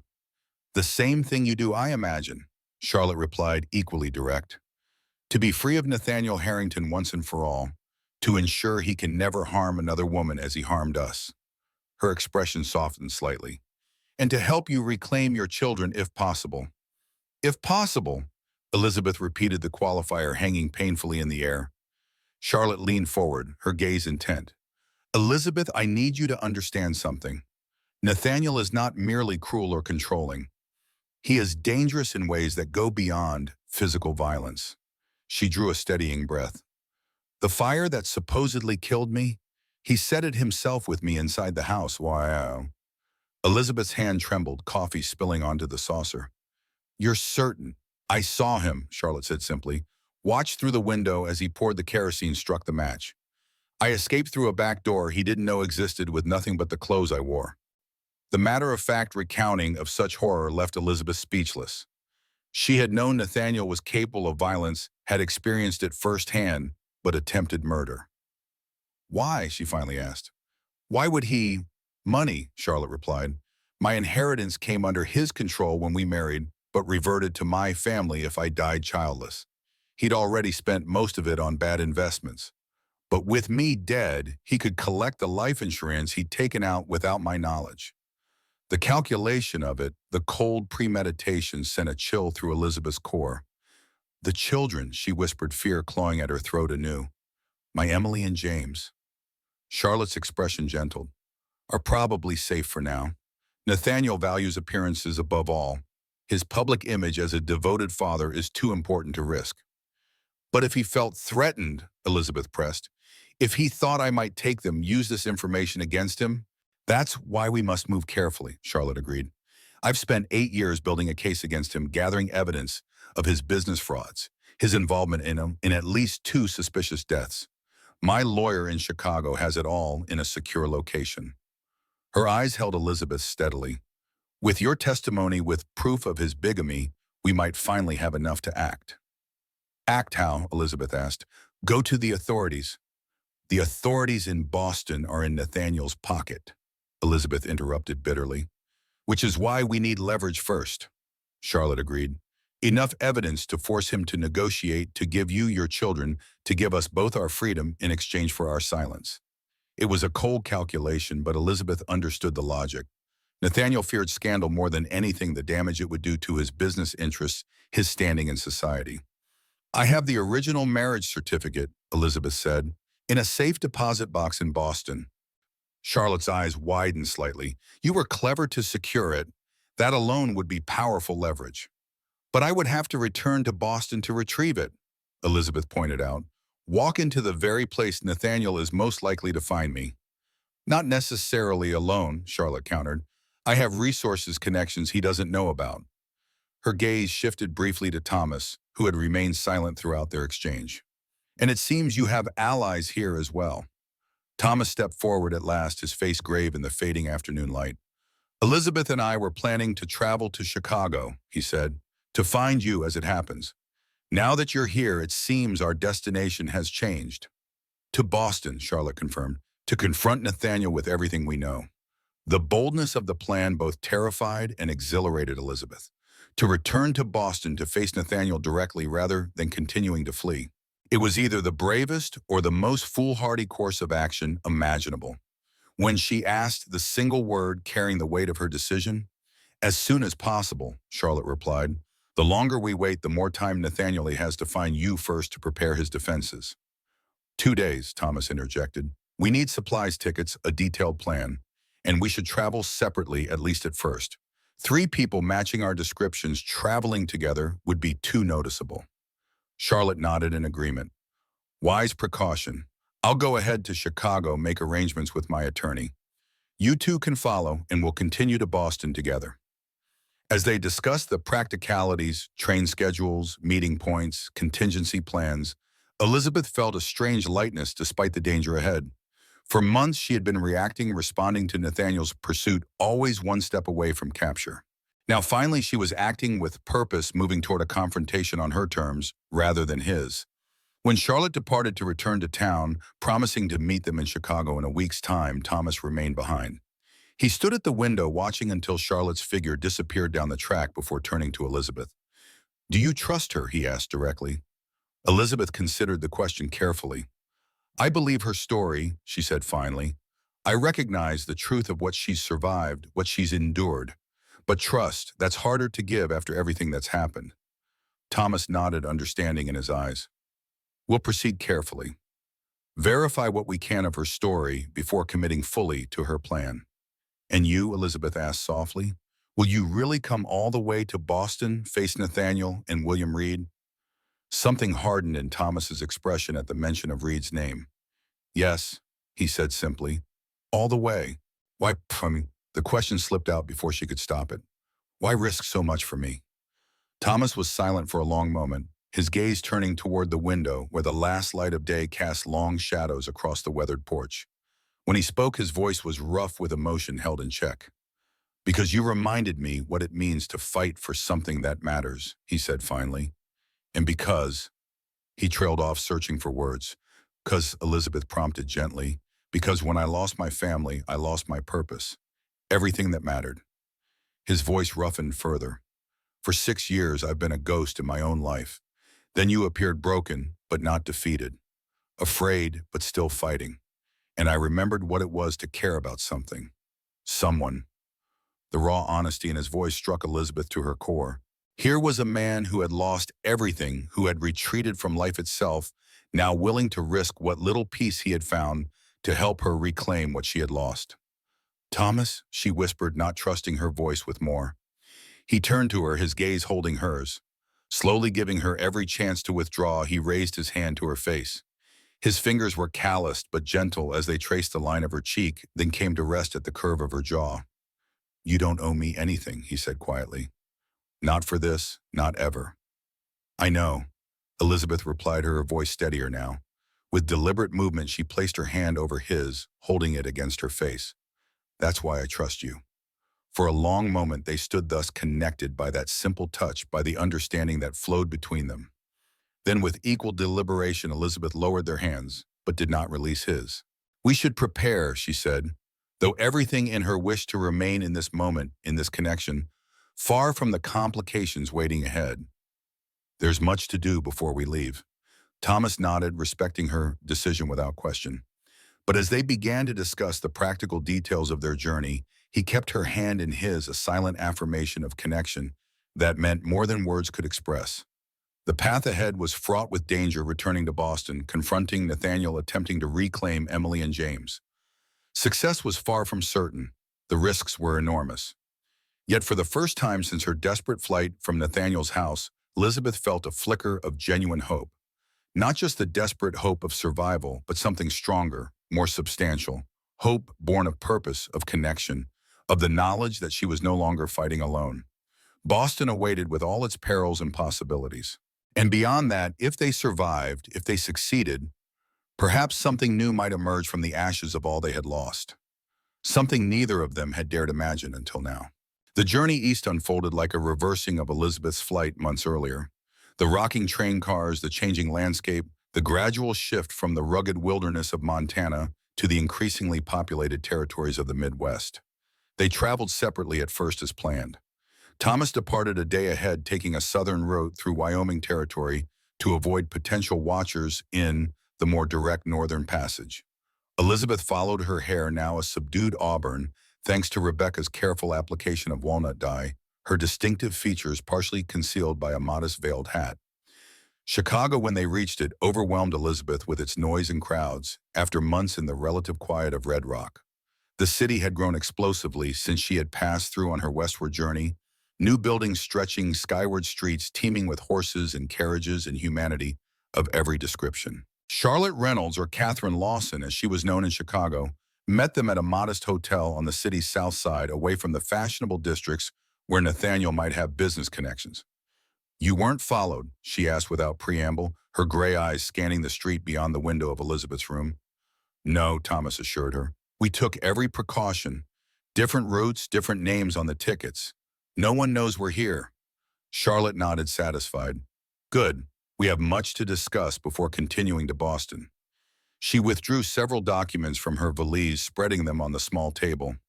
"First, these are copies of the evidence I've gathered over the years. Bank records showing systematic fraud in Nathaniel's management of my family's investments. Witness statements regarding his whereabouts on the night of the Vermont fire. Documentation of similar, suspicious patterns surrounding Elizabeth Wells Harrington's death. Elizabeth examined the papers amazed at the methodical nature of Charlotte's investigation. 8 years of work, she murmured. 8 years of waiting for the right moment, Charlotte corrected, for someone else to come forward, someone whose testimony could corroborate mine. Her eyes met Elizabeth's. Someone like you. The weight of responsibility settled over Elizabeth. Charlotte had been building this case for nearly a decade, and now its success might depend on Elizabeth's courage, her willingness to confront Nathaniel directly. What exactly do you propose, she asked, forcing her mind to focus on the practical aspects rather than the fear that threatened to overwhelm her. We go to Boston, Charlotte replied. You retrieve the original marriage certificate from your safe deposit box. Then we confront Nathaniel with everything we have, my survival, his bigamy, his business frauds, his violence against you. Confront him where his house, his office? Neither, Charlotte said firmly. Neutral ground where he can't easily control the situation. My attorney Harriet Finch has a brother who practices law in Boston. His office would be ideal, professional, respectable, a setting where Nathaniel would be forced to maintain at least the appearance of civility. And if he refuses to cooperate, Thomas asked, his voice low, if he denies everything, uses his influence to discredit you both? Charlotte's expression hardened. Then we go public with what we know. The evidence may not be enough for a court of law given Nathaniel's connections, but the court of public opinion operates under different rules. How would his investors react to these allegations, his social circle, the exclusive clubs where he conducts so much of his business? It was the perfect approach. Nathaniel's greatest fear had always been scandal, the potential damage to his carefully constructed public image. There's something else we need to discuss, Thomas said, his gaze steady on Charlotte. William Reed. Charlotte's eyebrows rose slightly. Nathaniel's business partner? What about him? He's the man who burned my house with my wife and son inside, Thomas replied, his voice flat. The man I was investigating for fraud before I came west and became Thomas Blackwood. Understanding dawned in Charlotte's eyes. So that's the connection, she murmured. I wondered why Nathaniel seemed so interested in a landscape painter from Pennsylvania. She turned to Elizabeth. Your husband knew who Thomas was all along. When you painted that portrait revealing Nathaniel's true nature, he recognized the danger because he'd seen it before, Elizabeth finished. With Thomas and Reed. Which adds another dimension to our confrontation, Charlotte said thoughtfully. Another pressure point we can use against Nathaniel. And perhaps, she added, glancing at Thomas, an opportunity for you to find your own justice. A muscle twitched in Thomas's jaw, the only outward sign of the emotions churning beneath his controlled exterior. My only concern is Elizabeth's safety and her children, he said firmly. Reed can wait. But Elizabeth, watching him closely, saw the flicker of something darker in his eyes, the momentary shadow of a pain and rage, 6 years buried, now stirring back to life at the prospect of confronting the man who had destroyed his family. The discussions continued late into the evening, strategies planned, contingencies considered, roles assigned for the confrontation to come. By the time Charlotte departed, promising to meet them at the train station the following morning for the final leg to Boston, Elizabeth felt both exhausted and grimly determined. We should rest, Thomas said, noting the fatigue in her face. Tomorrow will be challenging. Elizabeth nodded, though she doubted sleep would come easily with so many thoughts churning through her mind. Thomas, she said as he turned to leave for his own room down the hall, are you certain about this? About coming to Boston? About facing Reed? He paused, his hand on the doorknob. I've never been more certain of anything, he said quietly, but the risk is one I choose to take. He turned back to her, his expression softening slightly. Get some rest, Elizabeth. I'll see you in the morning. After he had gone, Elizabeth moved to the window, gazing out at the Chicago night. The city lights blurred as unexpected tears filled her eyes. In the months since her escape from Boston, she had become accustomed to fear, to the constant vigilance required for survival. But this new feeling, this awareness of what Thomas was risking for her, what Charlotte had endured to build her case against Nathaniel, opened something within her that she had long kept tightly sealed. Hope was more terrifying than fear, she realized. Fear narrowed the world to immediate concerns, where to hide, how to escape, when to run. Hope expanded it, invited dreams of what might be possible beyond mere survival. And with those dreams came the crushing possibility of disappointment, of failure, of loss. Yet as she prepared for bed, Elizabeth found herself unable to banish the tendrils of hope that had taken root in her heart. Hope for her children, for justice, for a future not defined by fear and flight. And most surprising of all, hope for something she had not dared contemplate since the early days of her marriage, before Nathaniel's true nature revealed itself, the possibility of love, freely given and received based on mutual respect rather than control and submission. Sleep, when it finally claimed her, brought dreams not of pursuit or danger, but of Montana's open skies, of children's laughter, of a hand holding hers with gentle strength as they walked together toward a future she could almost, but not quite, glimpse. Boston in May was achingly beautiful, the public garden lush with new growth, the common a verdant expanse beneath trees heavy with fresh leaves. To Elizabeth, returning after months away, the city seemed both intimately familiar and utterly foreign, like revisiting a place known only through someone else's memories. They arrived on a Wednesday morning, checking into separate hotels in different parts of the city to minimize the risk of being seen together. The final confrontation was scheduled for Friday at the offices of Finch and Associates, giving them 2 days to retrieve the marriage certificate and make last-minute preparations. "We should secure the certificate immediately," Charlotte advised as they met briefly in a small tea room well away from the fashionable districts where Nathaniel might be encountered. "That's our strongest piece of evidence and the most time-sensitive.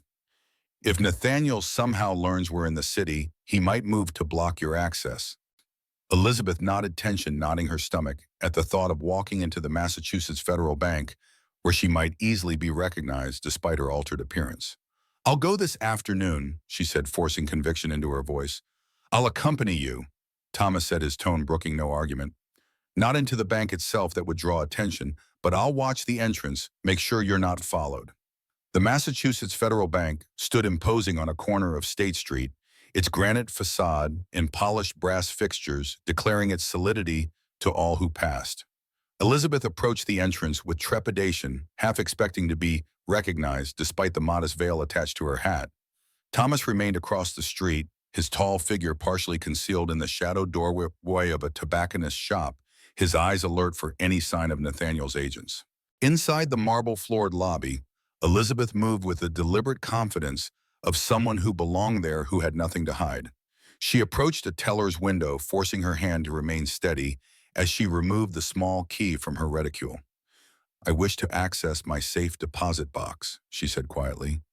"The name is Margaret Harrington." The teller, a young man with pomaded hair and precise movements, frowned slightly. "Mrs. Victor Harrington." Elizabeth's heart skipped, but she maintained her composure. "Yes, that's correct. One moment, please." The teller disappeared into a back office, returning moments later with an older man whose gold watch chain and sober expression marked him as someone of authority. "Mrs. Harrington," the man said, his voice pitched low. "I'm Mr. Cabot, the bank manager. Might I have a word with you in private?" Elizabeth glanced toward the entrance where Thomas remained, invisible beyond the heavy doors, then followed Mr. Cabot to a discreet alcove near the rear of the lobby. "Is there a problem with my account?" she asked once they were seated. Cabot cleared his throat, clearly uncomfortable.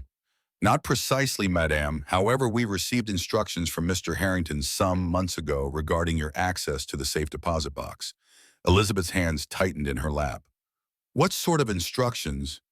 "He indicated that you were unwell, that you might attempt to access the box while not in your right mind." Cabot's discomfort visibly increased. "He requested that we contact him immediately should you appear." The quiet dignity Elizabeth had cultivated during her months in Red Rock now served her well. Drawing herself up, she fixed the bank manager with a steady gaze. "Mr. Cabot, I assure you I am in perfect possession of my faculties. The box is in my name, is it not?" "Well, yes, technically, but as your husband?" "As my husband, Mr. Harrington has no legal right to prevent me from accessing property that is solely in my name." Elizabeth interrupted, her voice firm but not raised. "I have the key. I have proper identification. I am requesting access that is rightfully mine." Cabot hesitated, clearly torn between Victor's instructions and the legal reality of the situation. "Perhaps," Elizabeth continued, pressing her advantage, You would prefer to explain to a judge why your institution denied a client access to her own property? I'm sure my attorney would be fascinated by such a case. The mention of legal action had its intended effect. Cabot's expression shifted from uncertainty to resignation. That won't be necessary, Mrs. Harrington. Of course you may access your box, if you'll follow me to the vault. 10 minutes later, Elizabeth emerged from the bank's inner sanctum with a slim envelope tucked securely in her handbag. Inside was the original marriage certificate documenting Nathaniel's union with Charlotte Reynolds, the proof of his bigamy and of the fraudulent nature of his marriage to Elizabeth. Thomas met her at the corner, relief evident in his face as she approached. "Successful?" he asked quietly as they walked swiftly away from the bank. "Yes," Elizabeth confirmed, her hand unconsciously touching her handbag, though Nathaniel had left instructions to be notified if I appeared. Thomas's expression darkened. "Then we need to move quickly. If the manager honors those instructions despite allowing you access, Nathaniel could know you're in Boston within the hour. And if he knows I'm here, he'll be watching the children more closely," Thomas finished grimly, "making it that much harder to get to them if our confrontation does not go as planned." The reality of the situation sent a chill through Elizabeth despite the warmth of the May afternoon. They were in Nathaniel's territory now, where his influence extended into every aspect of Boston society. One wrong move, one moment of carelessness, and all their careful planning could unravel with devastating consequences. They returned to Charlotte's hotel room to share the news and make final preparations for Friday's confrontation. The attorney Harriet Finch joined them, a formidable woman in her 50s with sharp eyes and a no-nonsense manner that reminded Elizabeth somewhat of Rebecca. "Nathaniel has confirmed he will attend the meeting," Finch reported. "My brother convinced him it was regarding a potential new business opportunity, one requiring discretion and personal attention." "He suspects nothing?" Elizabeth asked, finding it hard to believe Nathaniel would walk so easily into their trap. "Men like your husband," Finch replied with grim satisfaction, "rarely imagine themselves as prey rather than predator. His arrogance is our advantage." And they spent the remainder of the day and much of the next rehearsing their approach, the order in which they would reveal themselves, the evidence they would present, the terms they would demand. Elizabeth would remain hidden until Charlotte had confronted Nathaniel with her survival. Then, when he was already off balance, Elizabeth would appear with the marriage certificate and her own accusations. Thomas would stay in the background, initially at a silent presence, whose identity would be revealed only if necessary to press their advantage. His primary role was to ensure Elizabeth's safety if the confrontation turned hostile. "And the children?" Elizabeth asked the question that had been burning in her mind since their arrival in Boston. "How do we secure their release once Nathaniel agrees to our terms?" "I've arranged for a court order to be prepared," Finch explained. "Once Nathaniel signs our agreement relinquishing his claim to custody, we'll have it filed immediately. The children can be in your care by nightfall." The thought sent a surge of hope and terror through Elizabeth in equal measure. After months of separation, of wondering if she would ever see Emily and James again, the possibility of holding them by day's end seemed almost too miraculous to contemplate. "What if he refuses?" she asked, giving voice to her deepest fear. "What if he denies everything, calls our bluff?" "Then we proceed to our contingency plan," Charlotte said firmly. "I've arranged for copies of our evidence to be delivered to 3 different newspapers and Nathaniel's 4 largest investors if we don't send word by 6 o'clock tomorrow evening. He may risk legal consequences given his connections, but the damage to his reputation and business interests would be irreparable." The thoroughness of Charlotte's preparations impressed Elizabeth anew. This woman had spent 8 years planning her revenge or her justice, depending on how one viewed it. Nothing had been left to chance. Every possible outcome had been considered and countered.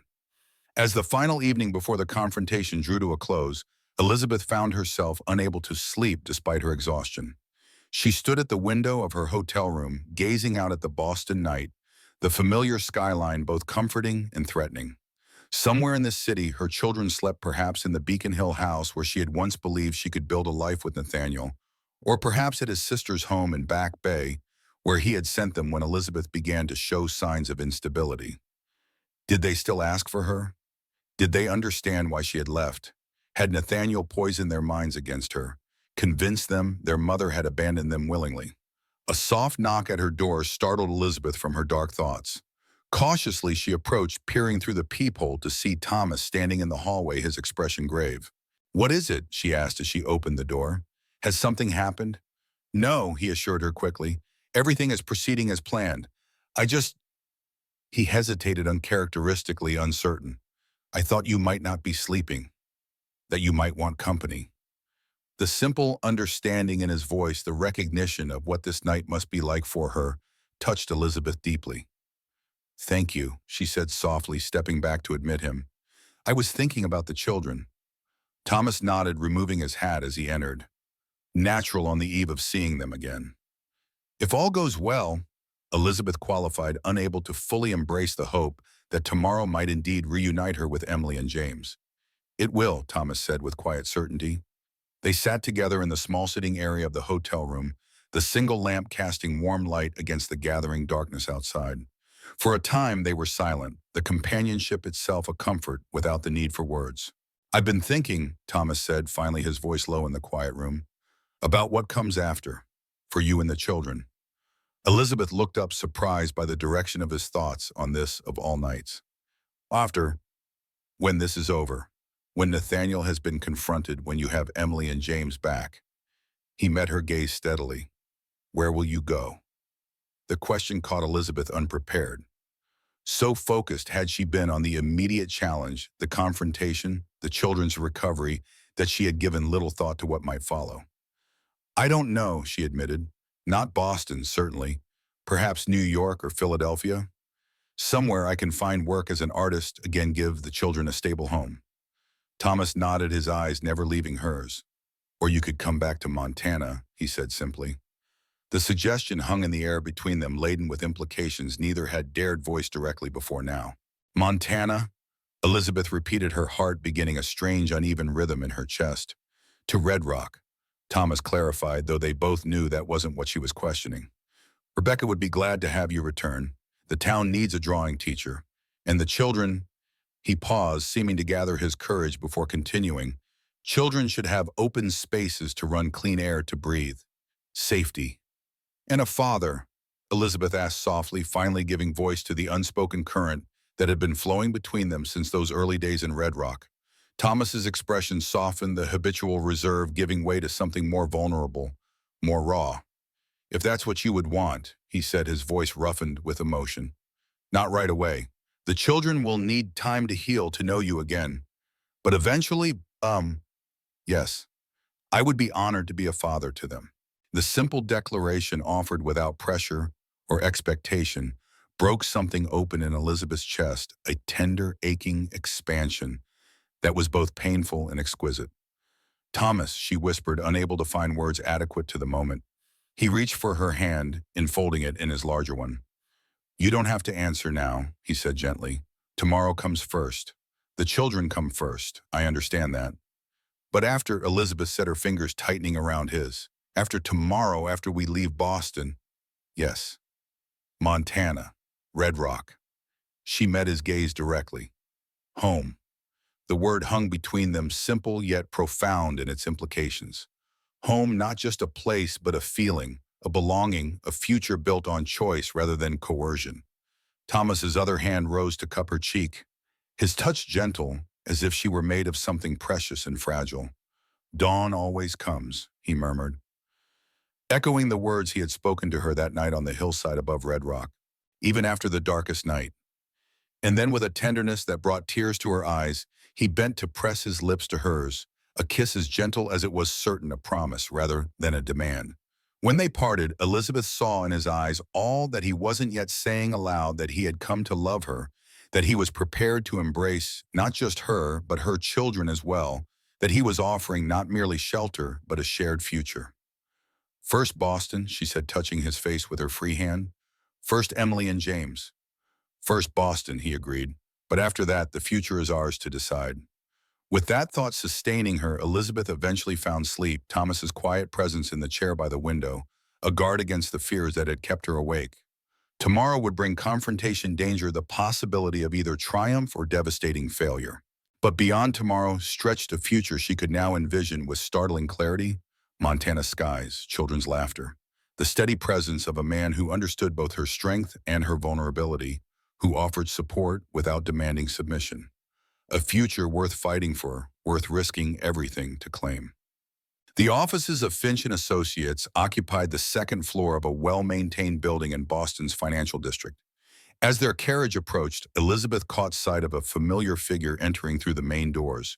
Nathaniel, precisely on time as always, his tall figure immaculately dressed in what she recognized as one of his favorite business suits.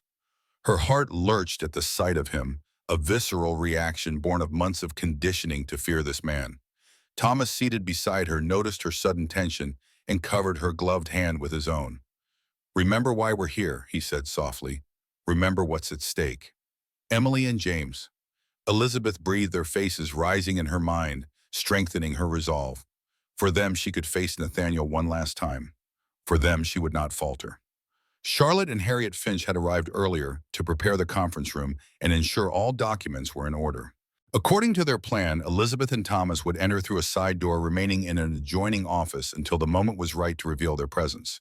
Finch's assistant, a young man with a serious demeanor, met them at the side entrance, escorting them quickly and discreetly to the waiting room. Through the thin wall, Elizabeth could hear muffled voices, Charlotte's measured tones, Finch's professional cadence, and the deeper rumble that she recognized with a chill as Nathaniel's. "Mr. Harrington," Finch was saying, her voice becoming clearer as someone adjusted the connecting door. "Thank you for coming on such short notice. I believe you'll find this meeting well worth your time." "I expect so, given the urgency your brother conveyed," Nathaniel replied, his voice carrying the smooth confidence Elizabeth remembered so well. "Though I must admit I'm curious why such a promising investment opportunity requires such secrecy." "Some matters are too delicate for public discussion," Finch replied, "as I believe you know better than most." There was a pause, and Elizabeth could almost see Nathaniel's expression shifting from polite interest to wary calculation. "I'm not sure I take your meaning, Miss Finch," he said, a new coolness entering his tone. "Perhaps I can clarify," Charlotte's voice interjected. "It's been a long time, Nathaniel. 8 years to be precise." The silence that followed was profound. Elizabeth pictured Nathaniel's face, the momentary shock before his customary control reasserted itself. "I don't believe we've been introduced," he said finally, his voice so perfectly composed that someone who didn't know him might miss the undercurrent of tension. "No formal introduction was necessary the night you tried to burn me alive in our Vermont summer house," Charlotte replied, her tone conversational, despite the devastating accusation.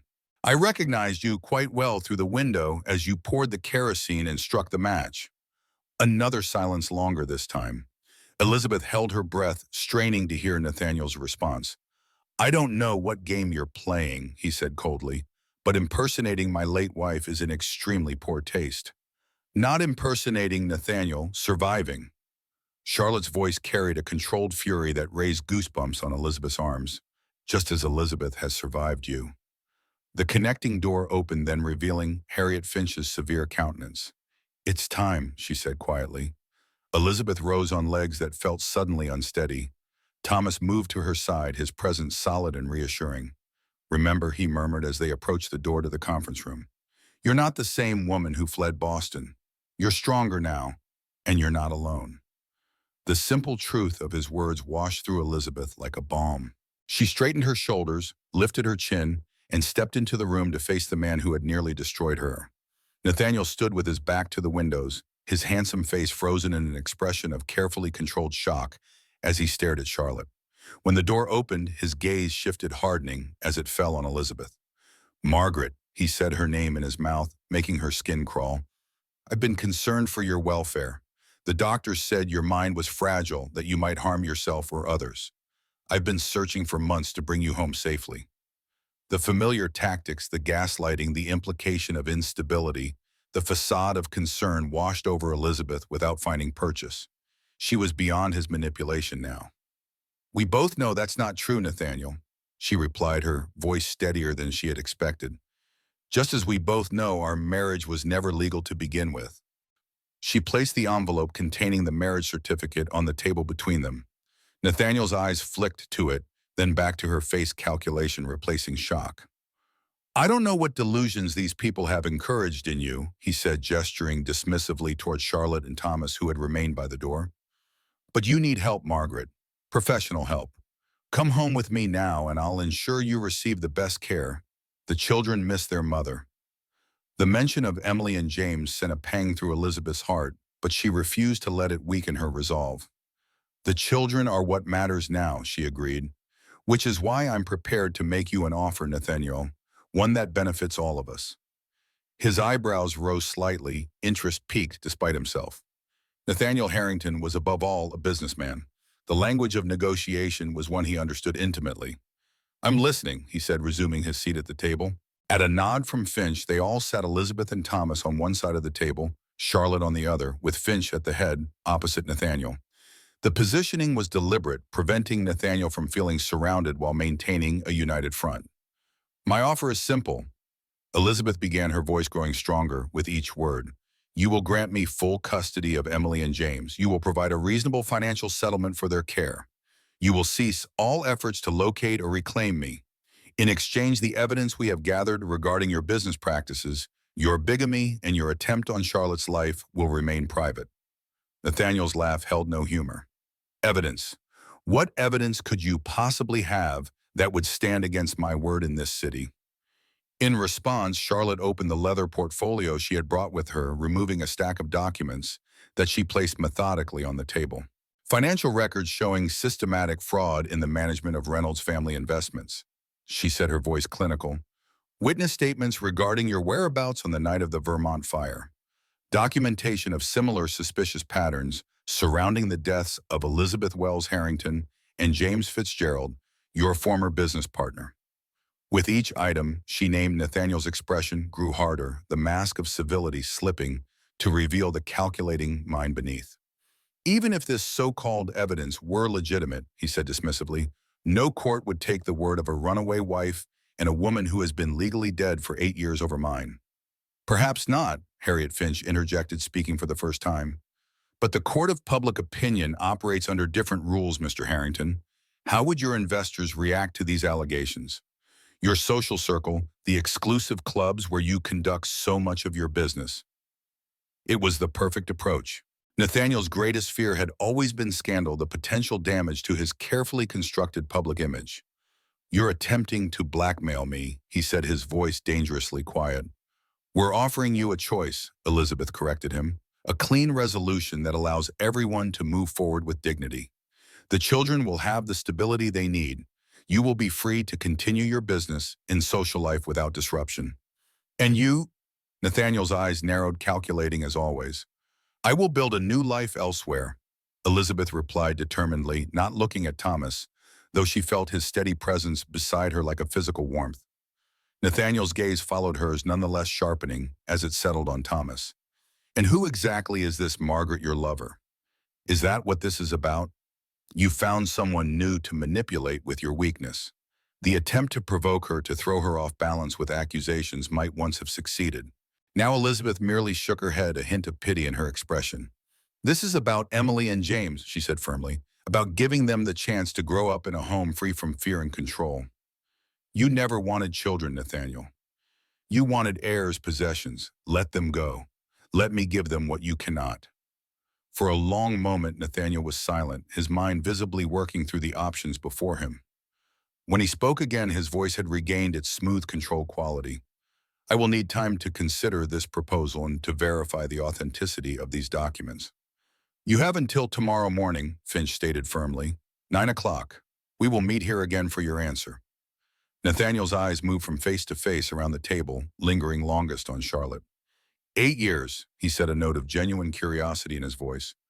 Why wait so long to resurface? Charlotte's smile was cold. Oh, yeah, no. I needed to be certain I had enough evidence to destroy you if necessary. And I needed to find someone else you had harmed who was brave enough to stand with me. Her gaze shifted to Elizabeth. Now I have both. The meeting concluded shortly after, with Nathaniel departing first, his posture rigid with suppressed rage. Once he was gone, Elizabeth released a breath she hadn't realized she was holding, her hands trembling slightly with the aftermath of tension.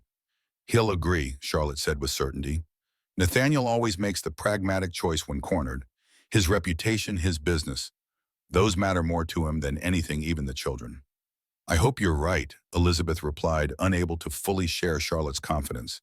She had seen too many facets of Nathaniel's nature to predict with certainty what he might do when threatened.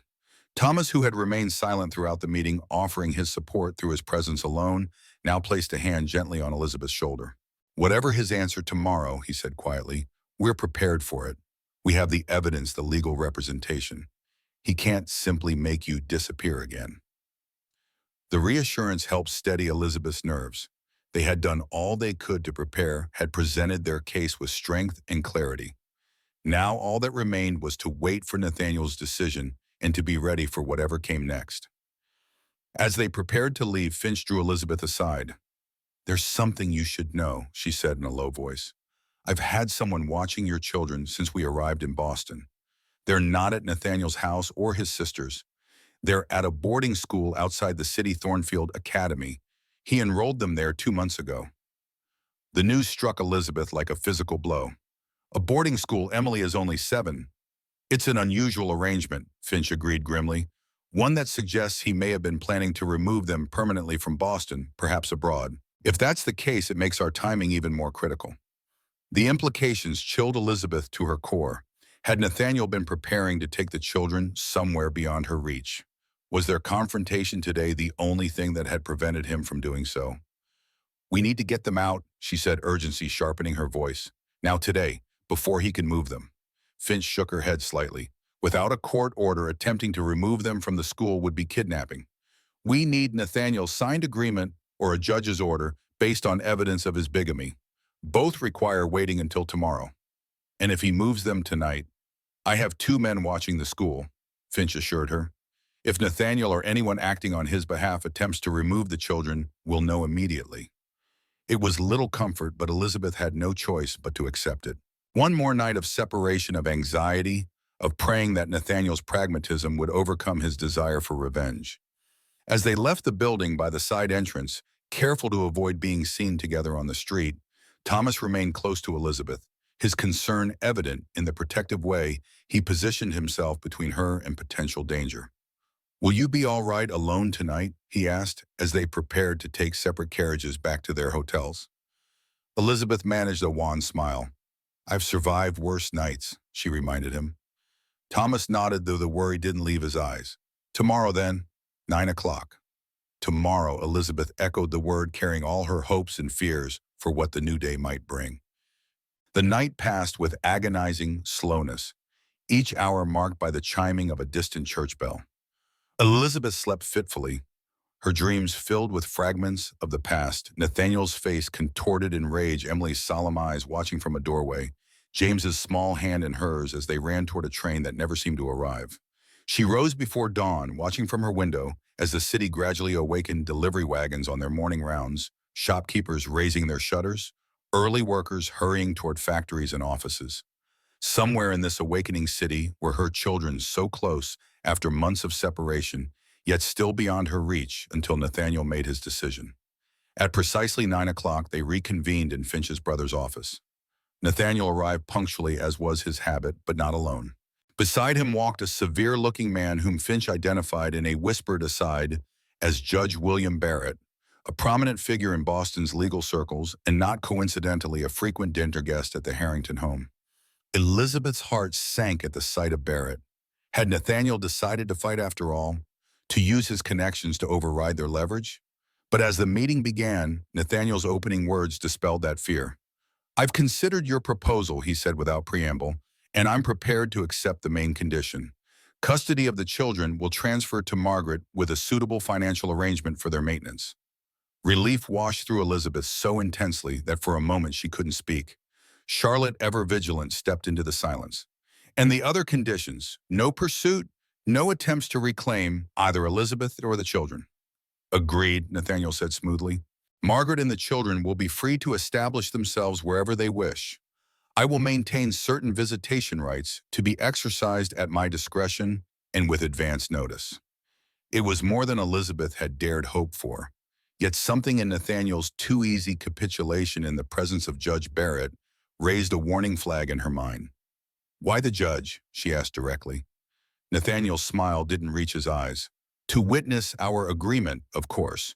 to ensure everything is legally binding. Harriet Finch leaned forward, her expression carefully neutral. And what do you want in return, Mr. Harrington, beyond our silence regarding the evidence Mrs. Lawson has collected? Simply this, Nathaniel replied, producing a document from his breast pocket. Margaret will sign a statement confirming that she left our home voluntarily due to her own emotional instability. That the children remained with me at her request because she recognized she was unfit to care for them at that time.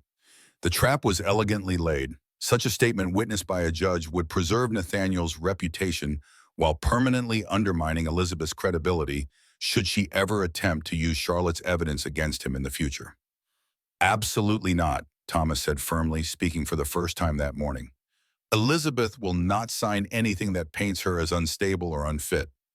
Nathaniel's gaze shifted to Thomas' cold assessment in his eyes. And you are a friend, Thomas replied simply, one who knows the truth of what happened in your household. Nathaniel dismissed him with a flick of his gaze, returning his attention to Elizabeth. The choice is simple. Sign the statement, take the children, and we all move forward with our lives. Refuse, and we can debate the matter in court, where I have considerable influence, and you have only the word of a woman legally dead for 8 years, and whatever this frontiersman has to say. It was the same old tactic, forcing an impossible choice using his power and connections to control the narrative. But this time Elizabeth saw through it clearly. I won't sign a lie, she said quietly but firmly, not even for the children. They deserve a mother who stands in her truth, not one who perpetuates falsehoods to appease a man like you. Nathaniel's expression hardened. Then I'm afraid we have nothing more to discuss. Judge Barrett and I will wait, Charlotte interrupted, an odd note in her voice. She was looking not at Nathaniel but at Judge Barrett, whose expression had grown increasingly uncomfortable throughout the exchange. Judge Barrett, she said, addressing him directly, you knew Elizabeth Wells Harrington, did you not? Before her marriage to Nathaniel. The judge started slightly at the direct question. Yes, our families were acquainted. And did you find it strange? Charlotte continued, her tone conversational, but her eyes sharp. How quickly she deteriorated after the wedding. How her consumption developed so rapidly with symptoms that might also be consistent with arsenic poisoning. The blood drained from Barrett's face. Nathaniel's hand clenched on the table's edge. What are you implying? The judge demanded, though his voice lacked conviction.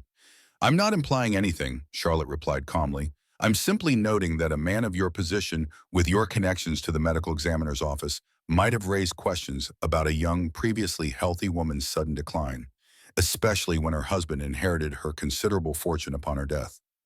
The implication hung in the air, unspoken but unmistakable. Barrett had known something was amiss with Elizabeth Wells's death, but had chosen not to pursue it, perhaps out of friendship with Nathaniel, perhaps due to other pressures. This is absurd, Nathaniel began, but Barrett cut him off with a raised hand. Enough, Harrington. The judge's voice had lost its authoritative tone, replaced by something close to weariness. He turned to Elizabeth. What exactly do you want, Mrs. Harrington? Just what I said yesterday, Elizabeth replied steadily. Custody of my children, a reasonable settlement for their care, freedom from pursuit. I have no desire to destroy Nathaniel publicly unless he forces my hand. Barrett considered this, then nodded slowly. A fair request given the circumstances. He turned to Nathaniel. I suggest you agree to Mrs. Harrington's original terms without the additional statement. I will witness that agreement, and then I believe my involvement in your affairs should conclude permanently. The message was clear. Barrett was distancing himself from Nathaniel, unwilling to risk his own reputation now that questions about Elizabeth Wells' death had been raised. Nathaniel's face was a study in controlled fury, but he was too shrewd a strategist not to recognize when a position had become untenable. Fine, he said curtly. Miss Finch can draw up the agreement. Margaret gets the children and a monthly stipend. I retain minimal visitation rights. All evidence collected by Charlotte remains private. And one more condition, Elizabeth added, finding strength in the momentum shifting their way. The children come with me today. Not next week, not after some convenient delay. Today. Nathaniel's jaw worked as he struggled with this final demand. Finally, he gave a sharp nod. They're at Thornfield Academy. I'll send for them. 2 hours later, the agreement was signed, witnessed not only by Judge Barrett, but by Harriet Finch and her brother as well. Nathaniel departed immediately after his parting glance at Elizabeth, promising that while he might have lost this battle, his resentment would linger. He'll honor it, Charlotte assured her when he was gone. Not out of principle, but because the alternative now carries too much risk. Barrett's defection was the final blow. Nathaniel knows his protection in Boston's legal circles is no longer absolute. Elizabeth nodded, grateful for Charlotte's confidence, but unable to fully relax until Emily and James were actually with her. The wait in Finch's office seemed interminable, each minute stretching like an hour as she imagined all the ways Nathaniel might still attempt to thwart the agreement. Thomas remained at her side throughout his steady presence, a counterbalance to her anxious thoughts. "They'll be here," he said softly, noticing her growing tension as the appointed hour came and went. "He knows we have too much leverage for him to risk breaking the agreement now." And then finally a carriage pulled up outside the office building. From her position by the window, Elizabeth saw a primly dressed woman in a nurse's uniform emerge, helping first a small boy and then a solemn-faced girl to the pavement. Emily and James, her children, here at last. Elizabeth was moving before she had consciously decided to, hurrying from the office and down the stairs, Thomas close behind her. She burst onto the street just as the nurse was preparing to lead the children inside. "Emily, James," she called to her, voice catching on their names. The children turned, startled by the unfamiliar yet somehow known voice. For a heart-stopping moment, they simply stared, taking in the woman before them, so different from the carefully groomed mother they remembered, yet unmistakably her. Then James broke away from the nurse, running toward Elizabeth with the heedless abandon of a 5-year-old who suddenly recognizes something precious once lost. "Mama," he cried, flinging himself into her outstretched arms. Elizabeth caught him, lifting him into an embrace so tight it made her ribs ache, burying her face in his soft hair that smelled of soap and childhood. Tears blurred her vision as she felt his small arms wrap around her neck, holding on as if he might never let go. Emily approached more slowly, 7-year-old dignity wrestling with the same desperate longing visible in her eyes. She stopped a few feet away, uncertain, caught between the formality she had been taught and the desire plainly written on her face. Elizabeth knelt still, holding James, and extended one arm to her daughter. "Emily," she whispered, "my sweet, serious girl, I've missed you so much." Something in those words and the raw emotion behind them broke through Emily's reserve. With a small sound between a chew and a sigh, she stepped into her mother's embrace, her thin arms circling Elizabeth's neck alongside her brother's. "You didn't come back," she whispered, the words muffled against Elizabeth's shoulder. "Father said you were sick, that you couldn't take care of us anymore." "I wanted to come back for you every single day," Elizabeth replied, her voice thick with tears. "And now I have. Now we're together again, and I promise we won't be separated again." How long they remained thus, a tangle of arms and tears and whispered reassurances on a Boston street, Elizabeth couldn't have said. It was only when Thomas gently touched her shoulder that she became aware of their surroundings again, of the curious glances from passers-by, of the nurse standing awkwardly nearby with the children's small traveling cases. "Let's go inside," Thomas suggested softly. "Give you all some privacy for this reunion." Elizabeth nodded reluctantly, loosening her hold on her children enough to stand. Emily, ever observant, looked up at Thomas with solemn assessment in her eyes. "Who are you?" she asked directly. Thomas knelt to bring himself to her level, his expression gentle. "My name is Thomas Blackwood. I'm a friend of your mother's from Montana Territory." Emily considered this information carefully. "Is that where we're going, Montana?" "If you'd like to," Elizabeth said, taking her daughter's hand. "It's beautiful there. Open skies, mountains, wildflowers in the spring, a small town where everyone knows each other." "No more big house?" James asked, his head still nestled against Elizabeth's shoulder.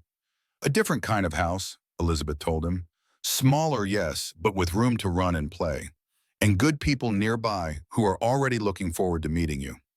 As they made their way inside, Elizabeth caught Thomas's eye over the children's heads. The emotion she saw, their tenderness, pride, a fierce protectiveness that encompassed not just her, but Emily and James as well, made her heart swell with a feeling too profound for words. They were not yet a family in the traditional sense. There were still many conversations to be had, many adjustments to be made. But in that moment, with her children in her arms and Thomas beside her, Elizabeth knew with absolute certainty that they were heading towards something genuine and precious, a life built on choice rather than coercion, on mutual respect rather than fear on love, freely given rather than demanded. It was more than she had dared hope for when she had fled Boston those many months ago, more than she had believed possible during those dark days of hiding and healing. Dawn always comes, Thomas had told her, even after the darkest night. Standing there with her children and the man who had helped her reclaim them, Elizabeth finally truly believed it.